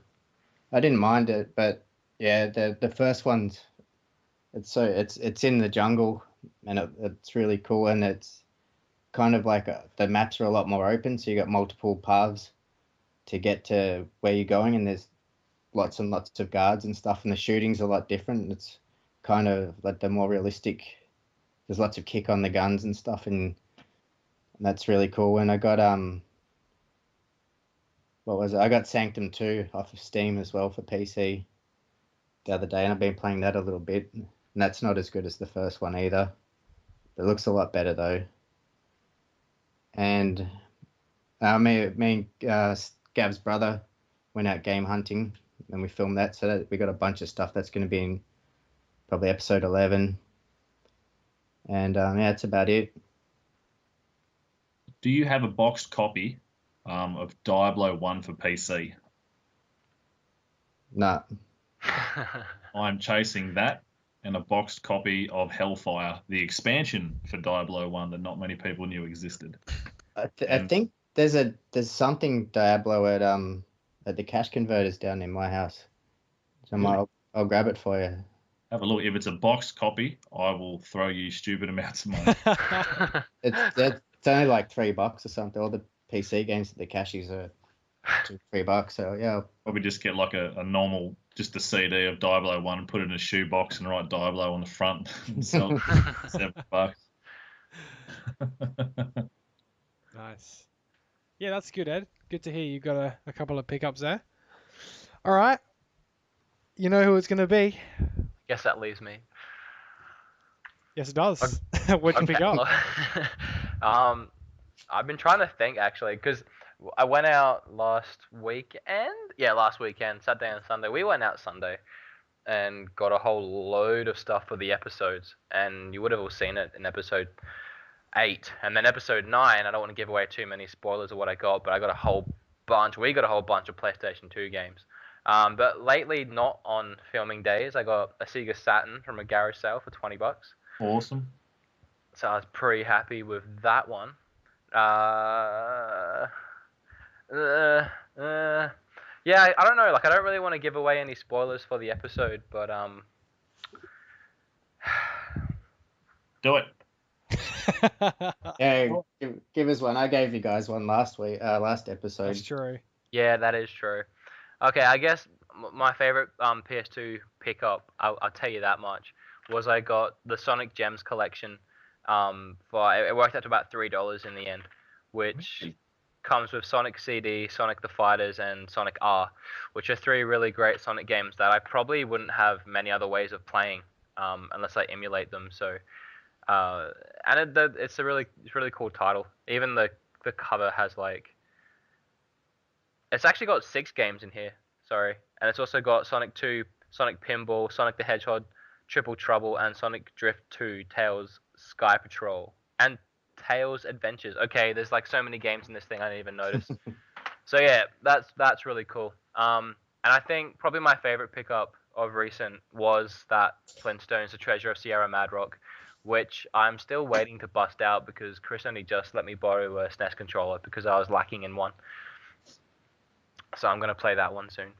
And yeah, that's all I'm willing to say at this point. Nice. No, that's fair enough. All right, well, I suppose I'll go through some of my pickups as well. Just a few of them, I suppose. One of them was Final Fantasy Crisis Core for the PSP. It's one of the few. I'm actually not an RPG man at all, to be honest. I really haven't been. But this sort of brings in a bit of action adventure as well into it. But I was really excited to get that one. I only got it for $5, so I was so happy with that. And what else did I get? I'm just trying to think. I also got that Jap Zelda cart you gave me, Chris. Yes. Do you want to shed light on that? Because I don't know what it is. Well, essentially, it's The Legend of Zelda Ocarina of Time, but it's just the Japanese release, and it's got a different label, and it looks really cool. I'll put that up on Instagram, actually. I'm surprised I haven't done that yet. So yeah, you definitely should. Everyone watching this, go add me on Instagram, the Game Quest, and yeah, you'll see a picture of my Japanese Ocarina of Time, which I can't play yet. And like the photo. Yes, like that photo. You're like obliged. But yeah, that cart will, of course, only play on a Japanese N64, but there's been, well, at least in South Australia anyway, there's been a few Jap N64 consoles pop up around the place for pretty cheap, so you could always grab one. But yeah, some of my other pickups, I suppose. I got Batman Arkham City. Yeah, Arkham City. The Game of the Year edition on PC for $2 at a Salvos, which I was pretty happy about. The new one? I'm actually considering getting. Gosh, I'm not even sure what it's called. Is it Arkham Origins Blackgate? No, I'm talking about the Vita release. Okay. Yeah, it's Blackgate. Yeah, Blackgate. I'm actually thinking of getting that over the actual Origins game, but I will definitely pick. Is it now? But I'm gonna get Origins tomorrow. So. No. I know where you're coming from, and I'll probably get Origins at some point. But I definitely recommend getting both if you're gonna go for Blackgate. True. Yeah, I'll definitely consider it. But yeah, I suppose one of my other pickups was Banjo-Kazooie for the Game Boy Advance, which is a bit of a strange one, I suppose. I haven't had a chance to play it yet, but it was boxed and it was $5, so I said, "Here, take my money," and so I got that one. And I swear I've got one more to pick out. That's the same thing I'm going through. I'm like, I know I've got more, and I'm desperately looking around, but you put them, like, when I buy a game and put it into this wall, it gets consumed, and I lose it, and I have no idea what I bought. Yeah, it definitely gets lost. It makes me feel, like, so disheartened when I go out, I spend, like, $100, I come home so excited, put it all in the collection, and I'm like, I can't even see what I just got. It's made no difference whatsoever. Yeah. Actually, I have thought of another one, and that was I got this is hardware. I picked up the Mario Red DS Lite. I'm not sure if you guys know that one. Yeah, Gav's got one. They look pretty cool. Yeah, they're absolutely amazing. And for those who don't know, I'm a pretty big Game Boy and Nintendo handheld in general collector. And yeah, I really want to collect all like the special edition DSs and Game Boys and stuff like that. But yeah, I picked up one up for I think it was $40 or $50 with a couple of games, so that was a good deal. But yeah, I was really excited to get that one. Stop you. Yeah, I was really excited to get that one and have it in my collection.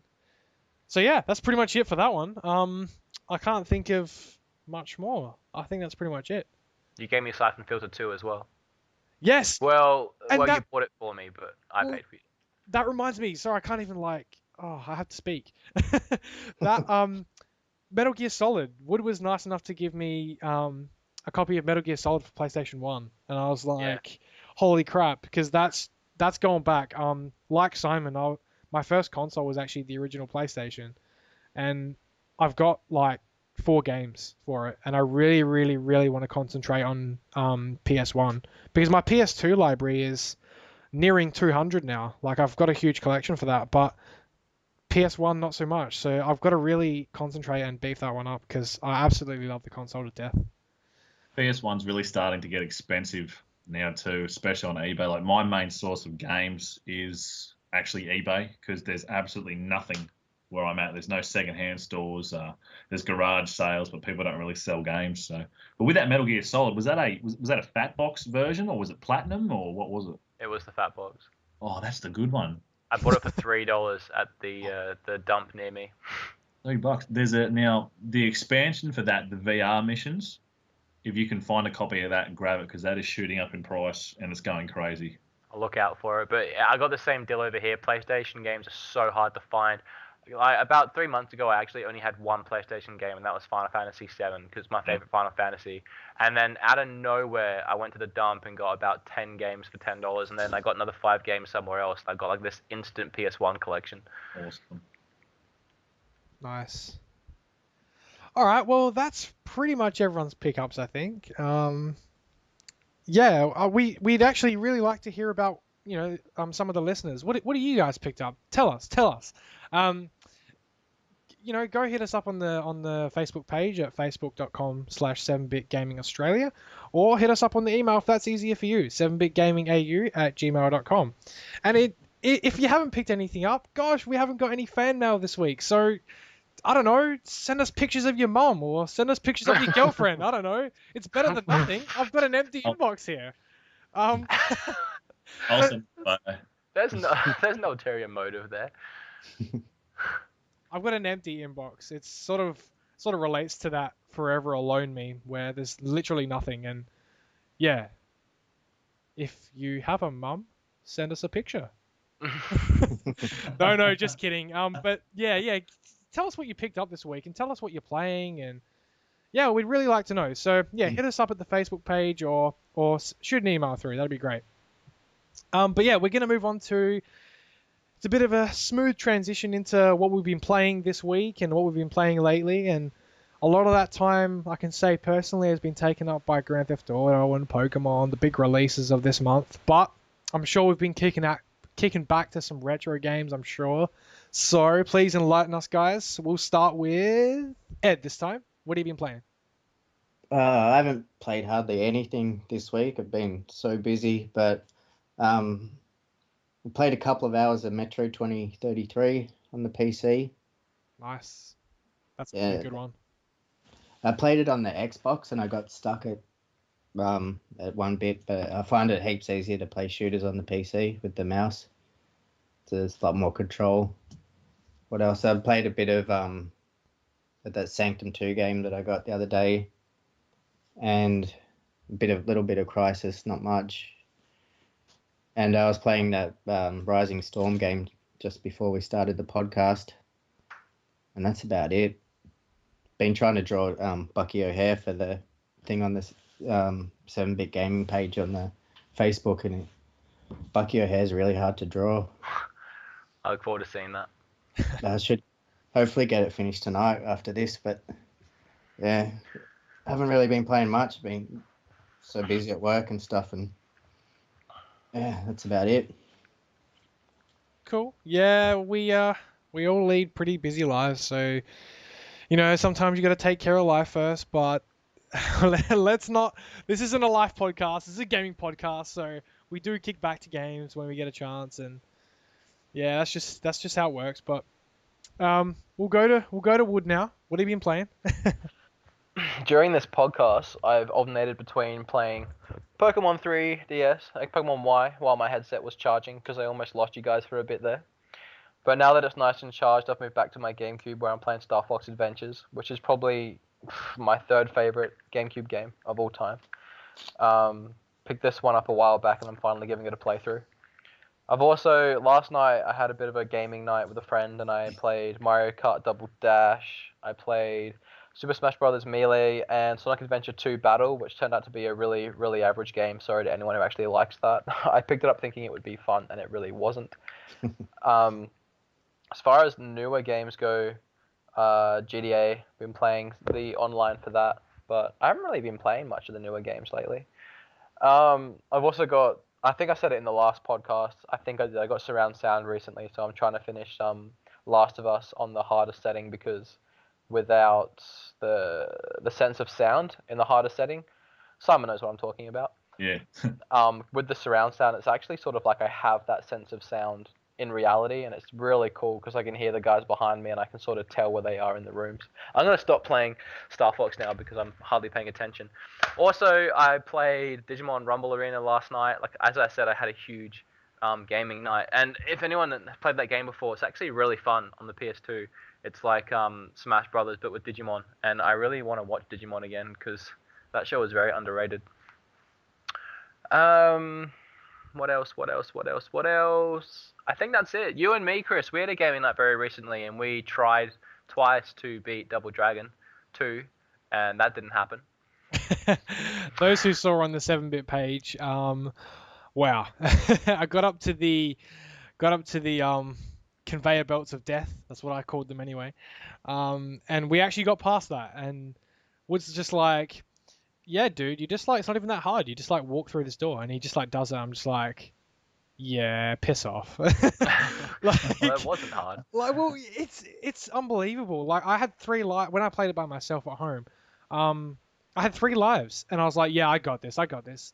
First time, I jumped and fell down the gap. Second time, I got like eaten by the conveyor belt, and the third time, I think it was just a combination of like retard leap and getting eaten by the conveyor belt again. So I don't know. It just you're just like, yeah, you just do this, and I'm just like, I can't believe we're past that stage, and you did it first go. I'm just like, well, that's because I'm actually a skilled gamer, and you also brought your your Dreamcast. So next week on the 7-bit podcast, we have Ed from Game Deficiency and Simon, and that's it. Yes. I okay, well, anyway, you brought your Dreamcast around because I still don't have a Dreamcast, unfortunately, and we played some of my Dreamcast games, like Power Stone 2, which, that's a good game. yeah, I first time playing it, and I loved it. It was seriously fantastic, and I need a Dreamcast now so I can get good at it. So yeah, it sounds like I've been playing a lot of retro games, but really it was only 2 big gaming nights. Apart from that, I've been editing episode 9, which hopefully will be up soon. But that's everything I've been playing. Awesome. Yeah. And I dabble in Dota every now and then, but I'm not going to talk about that here. You can talk about it here. It is a game, and No, I'm not going to talk about that here. oh, he's pretty adamant. But yeah, going back to the Dreamcast, it's really underrated. It's really quite a fantastic console, and it is getting increasingly expensive as well. It's one of those Sega consoles that, as a collector, it's becoming hard to come by, and not only that, but if we compare it to the price of, say, like a Master System or Mega Drive, I don't know about outside of Australia, but in Australia, you pick them up for pretty much nothing. And I know in America, for sure, the Retro Liberty guys picking up Segas here and there for like $5-10. But I should get Aaron to send me one of those now you mention it. I know, right? Send us one, Aaron. Send us one to Australia. But yeah, the Dreamcast is really heavily underrated, and yeah, I mean, I know I said last week to pick up a Saturn. Well, pick up a Dreamcast as well, because they're both really good and they're lots of fun. The Dreamcast is such a cool machine. One of my favorite things about it is how it growls at you when you turn it on. Like it's really noisy, and it's such a good machine. And yeah, around here in Melbourne, you just don't see. No, we don't see him either. Dreamcast games. Gav's brother found Echo the Dolphin somewhere the other day. He bought that for us. So I think that's the only Dreamcast game that we've seen out and about ever. Wow. Since we've been collecting. Me and Chris were extremely lucky in that episode. Yeah, that was cool. That was purely because a collector went in and traded in his entire collection, and we know the guy, and he called us and said, "Hey, do you want it?" Yeah, that's a pretty awesome pickup. If that hadn't happened, I doubt we would ever have a Dreamcast game in the wild. No, we haven't really seen them apart from that, have we? And when we have, it's been, $30-40 each. Oh, we did find those ones at Games for All, but they weren't very good. What did you get? I think you got like Unreal Tournament, and I got Quake 3 or something like that. When was it? $5 each. Ah, yes. Yeah, that's the one I got. That wasn't too bad. Yeah, it was a pretty good pickup. Anyway, moving on. Simon, I know you're a busy guy, but you been playing much lately? I have been playing quite a bit, actually. Fantastic. I have been playing The Legend of Zelda Link's Awakening on the original Game Boy. Nice. That makes me happy. I love that game to death. I love the original Game Boy as well. That's kind of my little closet secret. I have a little bit of a classic Game Boy collection too. Closet Game Boy. It's my Game Boy is the transparent one, the see-through. It's got its original box, manual, leaflets, absolutely everything, even the baggie it kind of came into. I got that when I was a young fella. Next, I've been on the PS2 a bit, actually. Unreal Tournament and Serious Sam, I think it's called The Next Encounter. Then I was on the 360 playing a little bit of Left 4 Dead 2. Good game. And then Diablo 3 on the PlayStation 3. So I've actually managed to get a few good games in. I'm hooked on Diablo 3 at the moment. I'm a little bit disappointed with it, like a lot of people are. The story's not what I expected it was going to be, but it's still really fun to play. Leveling up is... Remember how we were talking about how games are getting dumbed down? Yeah. Perfect example in Diablo 3. In Diablo 2 and Diablo 1, you could pick what skills you want and you build your own type of character, and it'll either work or it won't. In Diablo 3, everything gets unlocked every level you go up. So it's basically impossible to make a bad character. And that's a little bit disappointing. But the game's still really good, still really solid. So I've spent most of my time playing that, and that involves kind of like... I start work at about 3 o'clock in the morning. I've kind of been getting home at about 7 o'clock at night, shoving dinner down, and then sitting on the PlayStation until about 12 o'clock, sleeping about 2.5 hours, and then getting up to go to work. Those are long days. Yeah, mining hours are good fun, unfortunately. Jeez. You working tomorrow?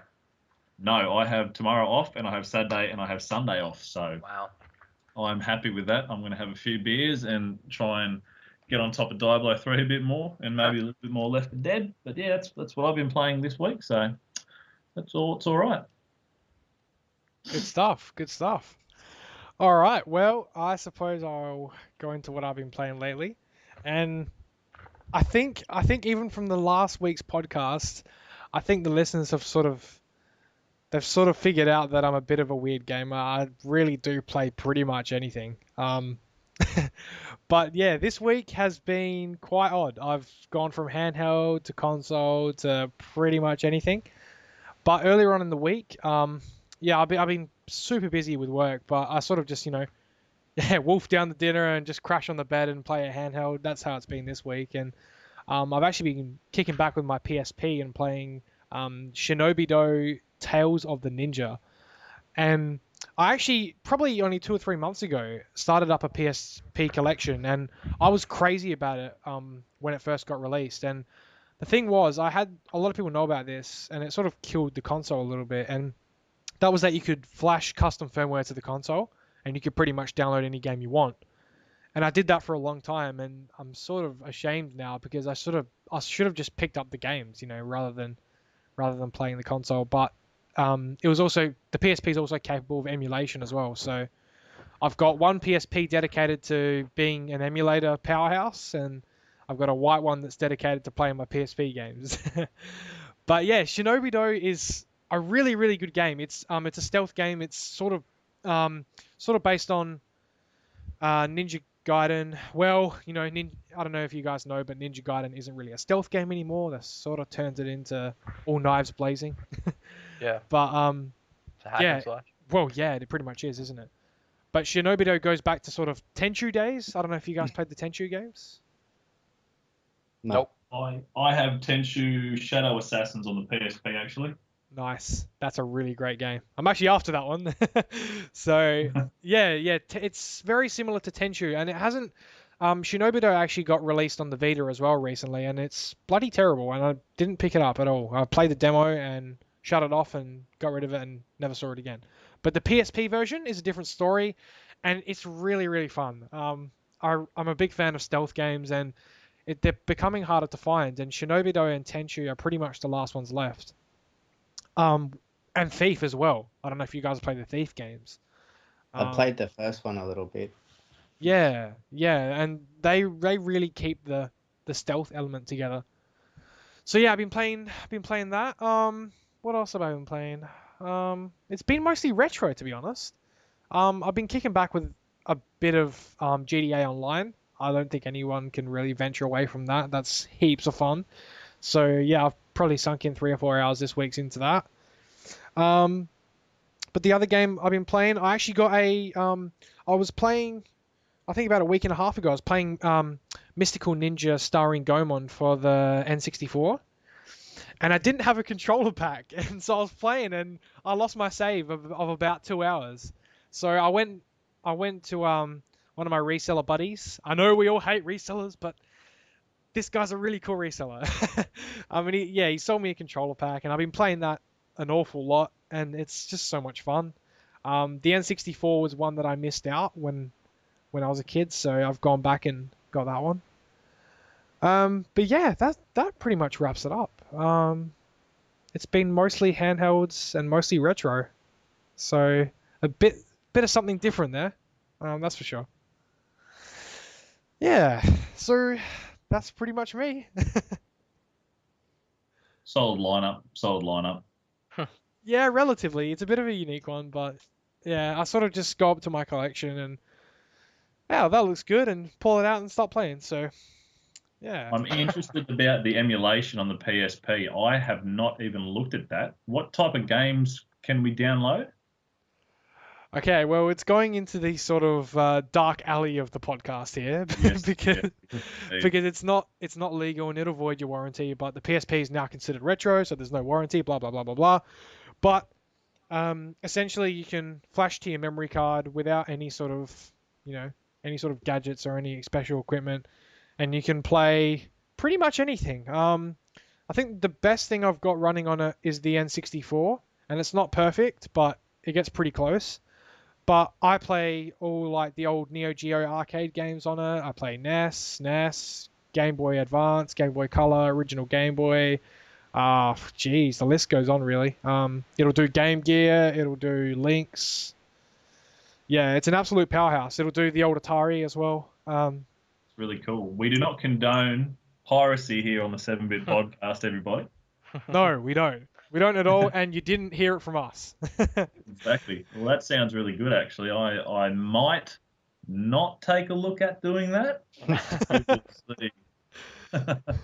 Yeah, so I figured PSPs are pretty cheap nowadays. So yeah, I've got the straight PSP, which I don't really like that much, but I use that for emulation, and I've got the white PSP that I'll play my PSP library on. Yeah. But yeah, I was gonna actually ask you, Simon, do you have a PSP collection? I have just started. I have the what's it called? The PSP Go. Now that's a really quirky one with a flip-up screen, and you can only download games off the PSN network, pretty much. Yep. So that's different. I don't really use that one at all. I've got a black PSP 3200, and the newest one, actually, I haven't told anybody about, but a bit of a spoiler, but it doesn't matter for the next pickups video. A silver PSP 3200, and a few more games as well. I've got a copy of Twisted Metal, and I think it was another. What was it? It was Killzone Liberation. Nice. That's all I picked up. So I haven't. It's a funny one. That's kind of a top-down shooter, but the handhelds I'm not really that into. But after actually playing the Vita, sorry, I'm actually rather interested in it. Like, handheld gaming is really, really good, and I can see why it's really taking off in Japan, because it's quite enjoyable. It's just that aspect of being able to sit around and play anywhere. Because I haven't got aircon up in my game room at the moment. And up here in Queensland, it's ridiculously hot right now. It's about 35 degrees and about 70% humidity. So it's like taking a hot shower 24/7. It's absolutely shocking. So I'll take the PSP and the Vita downstairs. We've been playing a lot of Sega Mega Drive collection on the PSP, actually. Sonic 2, that is awesome. God, I love that game. And yeah, just a little bit of retro stuff on it as well. So, but it's the handheld collection's slowly growing. It's only just started, but it's definitely something I want to look into a bit more. So.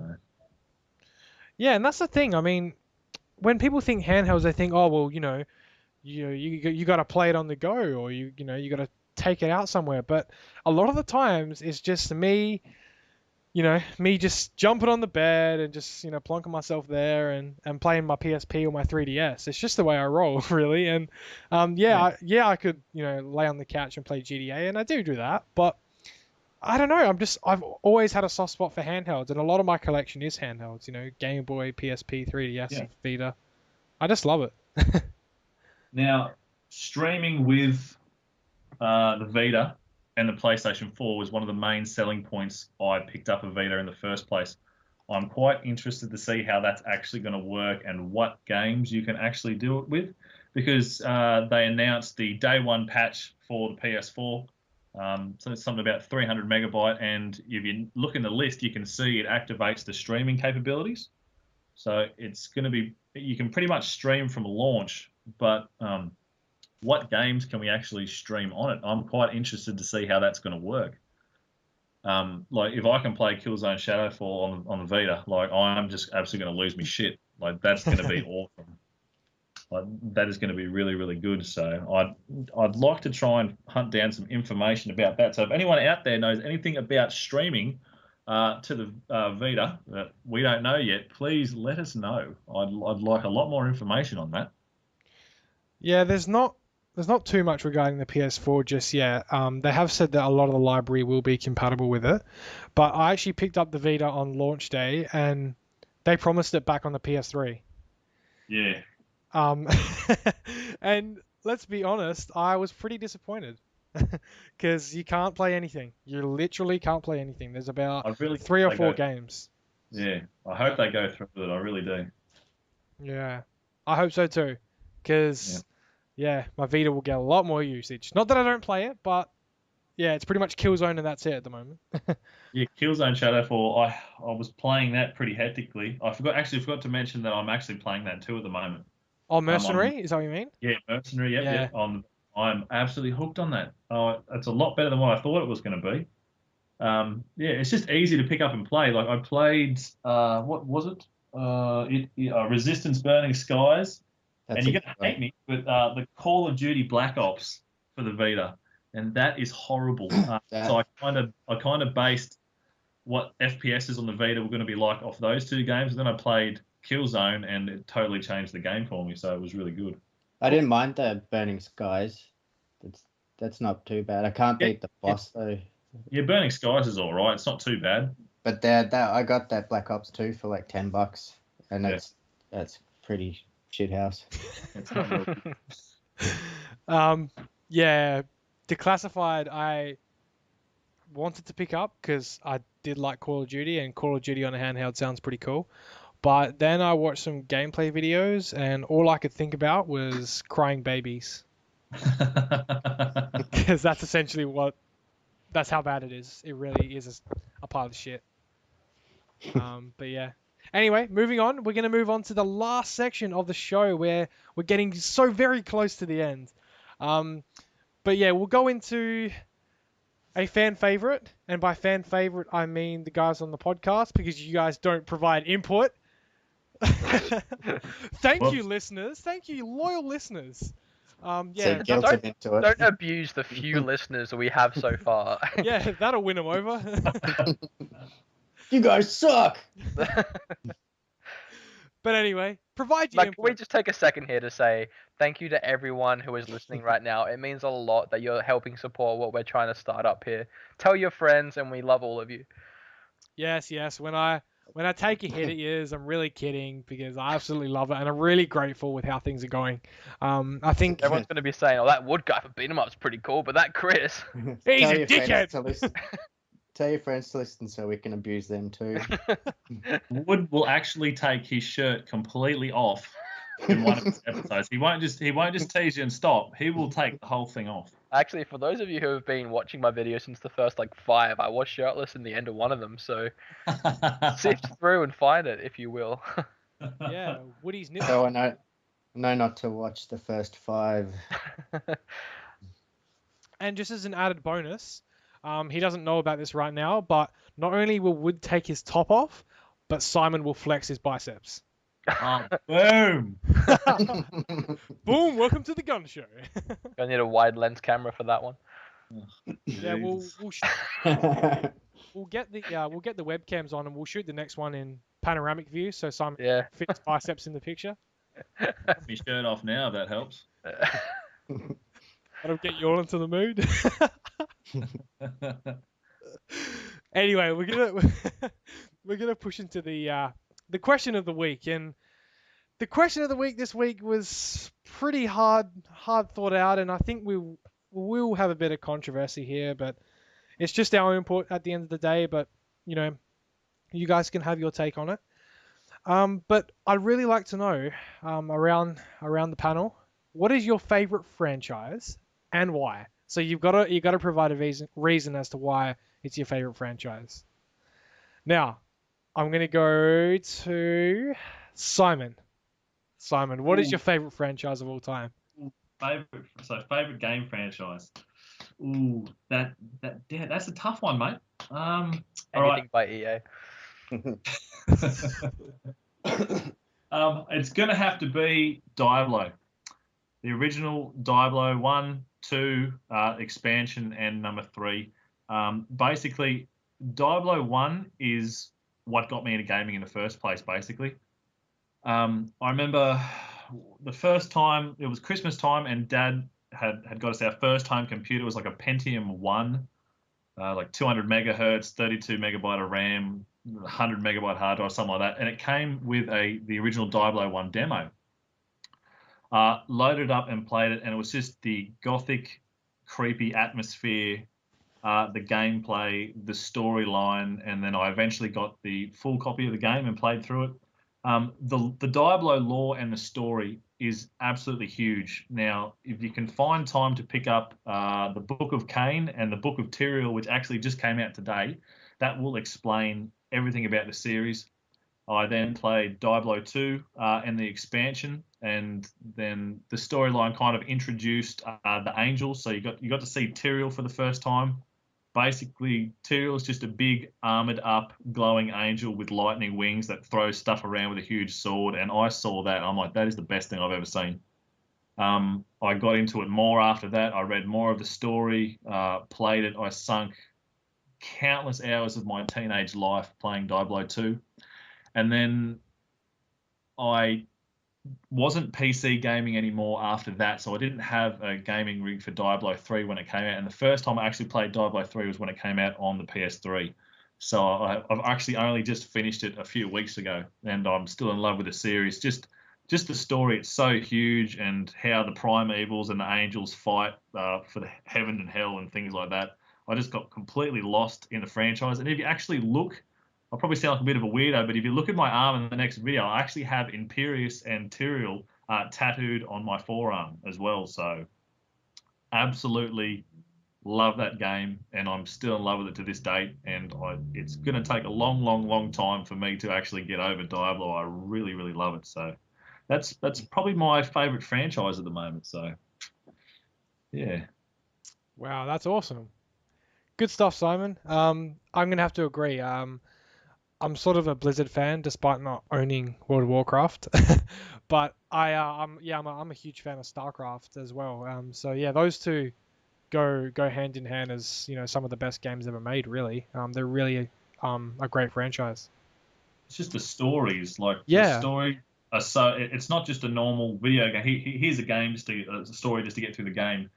It's an actual massive kind of novel, and they're just well thought out with plot holes and twists and turns and like all types of unexpected stuff. It's just really, really good, and it just grabbed my attention, and that's why I loved it. Like I love most Blizzard stuff to death. Like they're really well thought out. yeah, I'm gonna have to agree in a lot of ways. I've actually only played Diablo 2 for PC, and I haven't played the new one, but I've got to get a hold of it at some point. But yeah, I'm gonna have to agree in a lot of ways. Diablo is a really great franchise, so I'm glad you brought it up, Simon. That's a good one. No worries. So yeah, we'll move on, and I'm gonna go with Wood this time. Your favorite franchise and why? Now I think I know what it's gonna be, but please do tell. I want you to guess because I can guarantee you're wrong. Oh, well, this is awkward.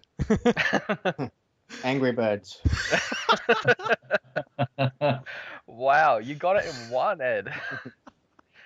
What were you gonna say? Well, I would have picked out either Assassin's Creed or Dragon Ball Z.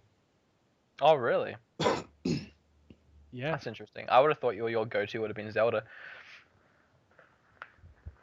Well, So what is it? I'm hoping you've all heard of it, but it's a series called Monkey Island, oh, and it's certainly my Yeah. favorite franchise and series of games. Which is definitely out there, and I've probably only ever talked about it like once on the channel, but it is what got me into gaming in the sense of going to my uncle's house, and he had Monkey Island 3 or 4. No, 4. He had Monkey Island 4 installed on his computer. I used to go around there and play that all the time, and I just absolutely loved it. It was the first game. I can't even tell you how old I was because I was so young. It was the first game I've actually like gotten into and started playing and loved it. And I made my mother go out and buy me the only Monkey Island game we could find, which was the third one, which ended up being the best one. And I played that one and I loved it. And then when I became old enough to get into retro gaming, I went back and I played the first two, which were actually released in like early 80s, I think. Either early or late 80s. And I loved them as well. And I think probably my most favorite thing about them is just the humor.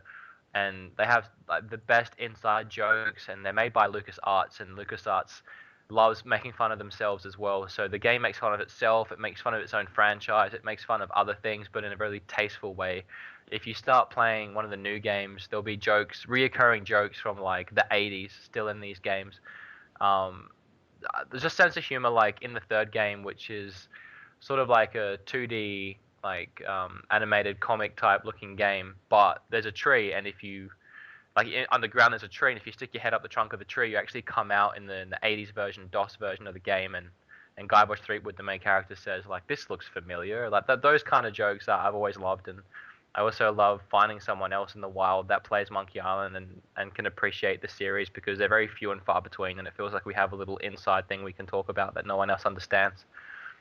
They're a great game. If you have access to any of them, I recommend giving them a play. There's remade versions on the Xbox Arcade, and there's the new Tales of Monkey Island. They're made by the same people, Telltale Games, who did the Walking Dead series.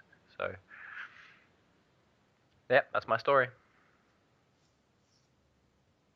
cool. Yeah, the Monkey Island series you've told me before actually. One of the let's rephrase that. Arguably the best point and click series, I think. They are the best point and click series. Well, yeah, pretty much. It actually started my love for point and click games, and to this day I've played more point and click games than I can remember. And for anyone who loves point and click games, another one that's fantastic is the Deponia series, and they just brought out the final chapter of their three episode saga, which is fantastic as well. And the Whispered Word is another great point and click. I love point and clicks. They're fantastic. I also Myst is another one of my very, very early point and click adventure games that I played. Yeah, but apparently, well, you're telling me how you got it on 3DS and how much of a shitstorm that is. Yeah, it's a horrible, horrible port. I'm not even going to bother talking about it. Just don't buy Myst on the 3DS. It's horrible. Yep. I've actually seen a bit of gameplay, and I take your word for it that it's a terrible port. They've done a real bad job. Yeah. They done goofed up on that one. Yep. All right. Well, I'm going to go to Ed on this one. I will leave mine to last. Ed, your favorite franchise? I know it's a difficult question, but let's see how you go. It's not that difficult for me, but it's got to be Street Fighter 2 and all the Street Fighters after. That game's especially, like, my favorite is the Street Fighter 2, the Championship or the Turbo ones with where you can play the Grandmasters, and it's got the 4 extra characters. But just because back in the day when that first came out, like, me and Gav would be scrounging up change, like going to the parking lots at the supermarket to get the trolleys back, so you could get the 20 cents out. And we used to play it so much at like at fish and chip shops and stuff that when we'd come in to play it, they'd make us buy something, so we'd have to scrounge up extra money to get a dim sim or something. So they'd let us stay in the shop and play, because we used to play it so much. And then when Gav got the Mega Drive, was the first game we got, Street Fighter 2. And then when the Zeros and the Alphas came out, and they added all the special moves and stuff, and the shop that Gav used to work in, he made the boss get an arcade cabinet in there. We used to play Street Fighter Alpha all the time, and playing it on the PlayStation. When Gav got Street Fighter, the Alpha or Zero, whatever it was, we used to play that so much, and it still holds up. Street Fighter 2, I think it's even better than any of the ones that came out after. And the Street Fighter 4 is pretty good too. And I played a bit of Street Fighter 3, but that boss, Thieves' life kept coming back. I could never beat him. I could never figure out how to hit him without making his power meter go up. So I never actually finished Street Fighter 3, but the Street Fighter series, it's just an awesome game. Awesome. Yeah. It's holds a bit of memory for me as well. It's actually a recent memory, I suppose. The first title I got for the 3DS was Super Street Fighter 4 3D, and if I go back and check my activity log, I've played about 48 hours on that game, and it's just absolutely fantastic. And I played a lot of the classic ones as well, and they really reinvented it on the 3DS. Well, they didn't really reinvent it. It is sort of a companion game to Street Fighter 4, but it's just a whole lot of fun on the 3DS, and there's even multiplayer, like online multiplayer. So, yeah, the Street Fighter series is fantastic. I have to agree. It's definitely one of the better fighters. The 3DS port's actually really good of the Street Fighter 4. It's a lot of fun. Yeah, it's fantastic. I actually, I thought I liked fighting games, but I think I only like Street Fighter, because whenever I play another fighting game, always that voice in the back of my head saying, yeah, it's not as good as Street Fighter. And then I just end up not really liking any other fighting games except for Street Fighter. So yeah, it doesn't. Yeah. I know what you mean. It doesn't really. There's not many other franchises that compare. I mean, for me, it's actually Tekken. I actually prefer Tekken over Street Fighter, but they're pretty close. Like, the only reason I like Tekken more is because my first console was a PlayStation, and I was playing Tekken 2 on that, and I absolutely love that game. But yeah, Tekken and Street Fighter definitely are the two. Soul Calibur's my favorite. Yeah, Soul Calibur's good as well. They're even. Do you play Soul Calibur and you can literally just press one button and just beat the whole game with one attack? Like, That's not sure if you put it on hard. Like, Yeah. have you played the new Soul Calibur? I played the one on GameCube. The new Soul Calibur is extremely brutal. I remember once I sat down for like an hour just trying to beat one guy in a versus match on the hardest difficulty, and I ended up giving up. Is that one got Yoda in it? No, that was the last one. I didn't Yeah. like that one very much.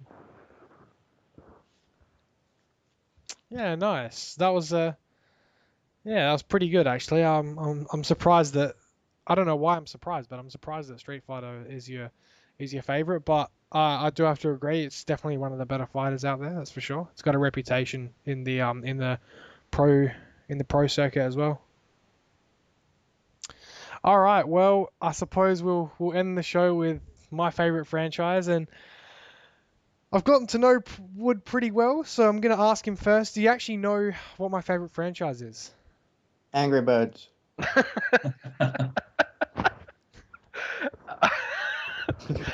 I'm going to stop you there, Wood, for fuck's sake.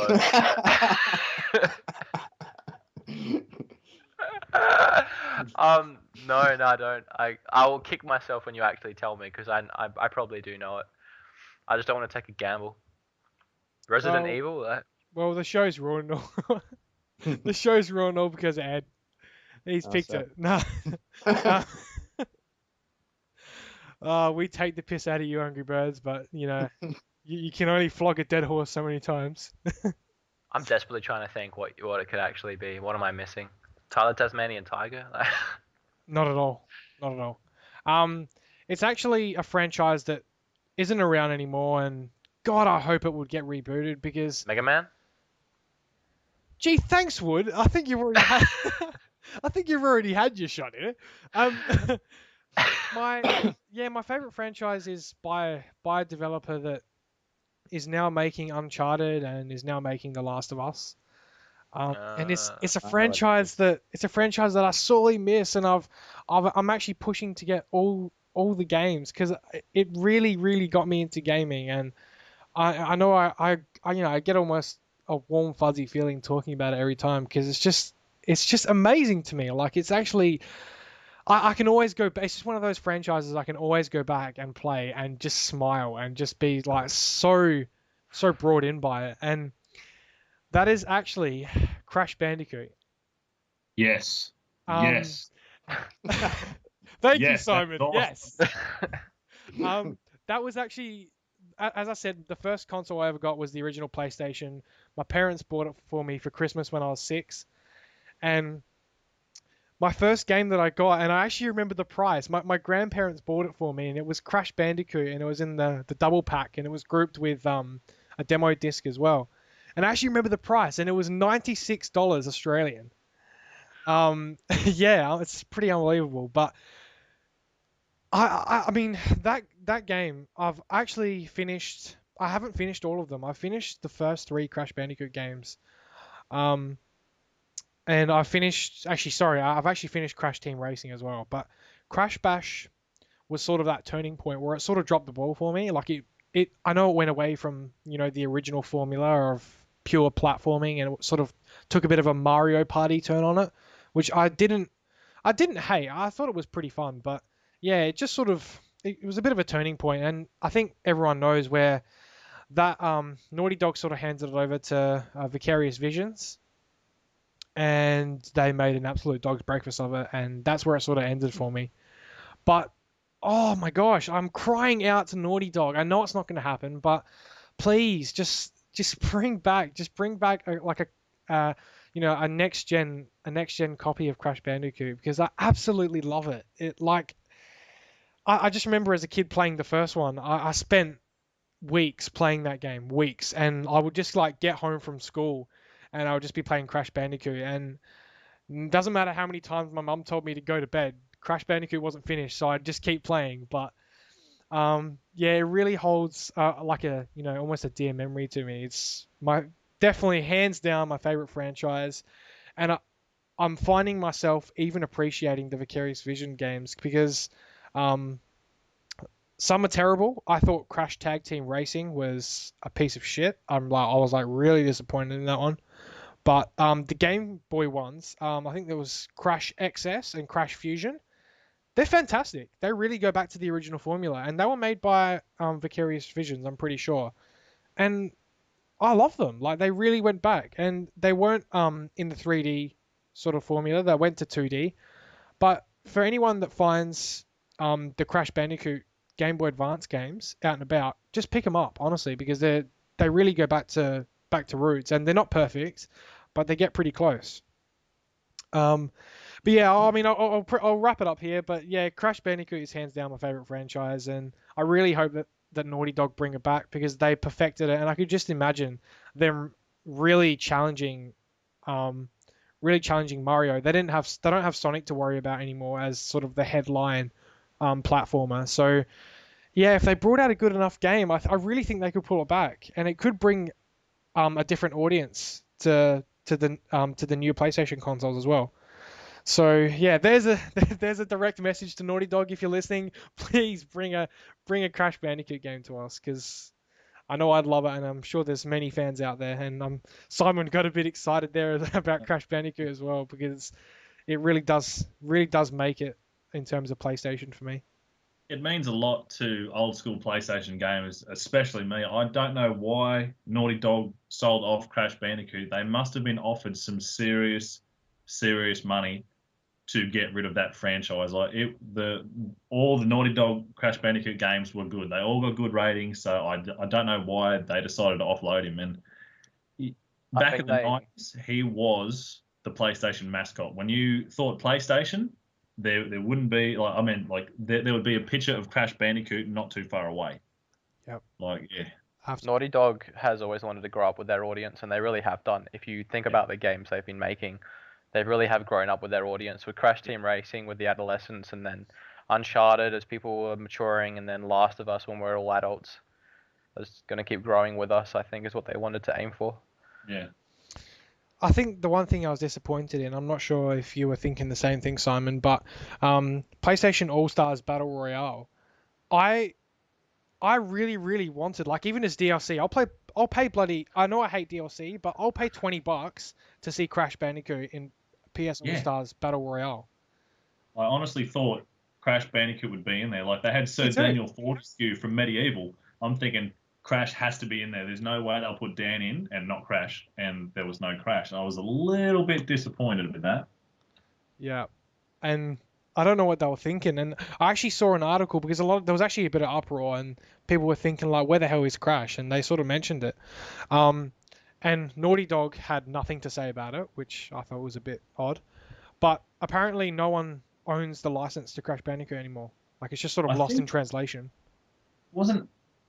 I think Activision has something to do with Crash Bandicoot now. Yeah. I'm pretty sure. Google it and have a look, but I'm pretty sure Activision might own the right to Crash Bandicoot now.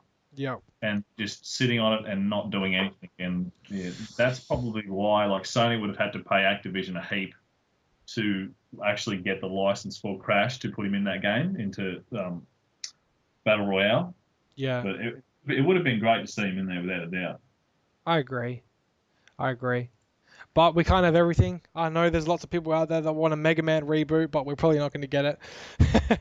But yeah, that's just how the gaming industry goes, and there's plenty more games to go on and play. So yeah, so that pretty much wraps up the show this week, and I hope the people that are listening, hope you really enjoyed the show. We've discussed a fair bit, and it's gone for a much longer than we thought it would, and that's always good, because it means that we had plenty to discuss about, and yeah, we're giving it to the listeners, so that's always good. But yeah, that pretty much wraps it up for the 7-Bit podcast this week. Yeah, go for it, Ed. Say one thing. Yeah, just to Wood.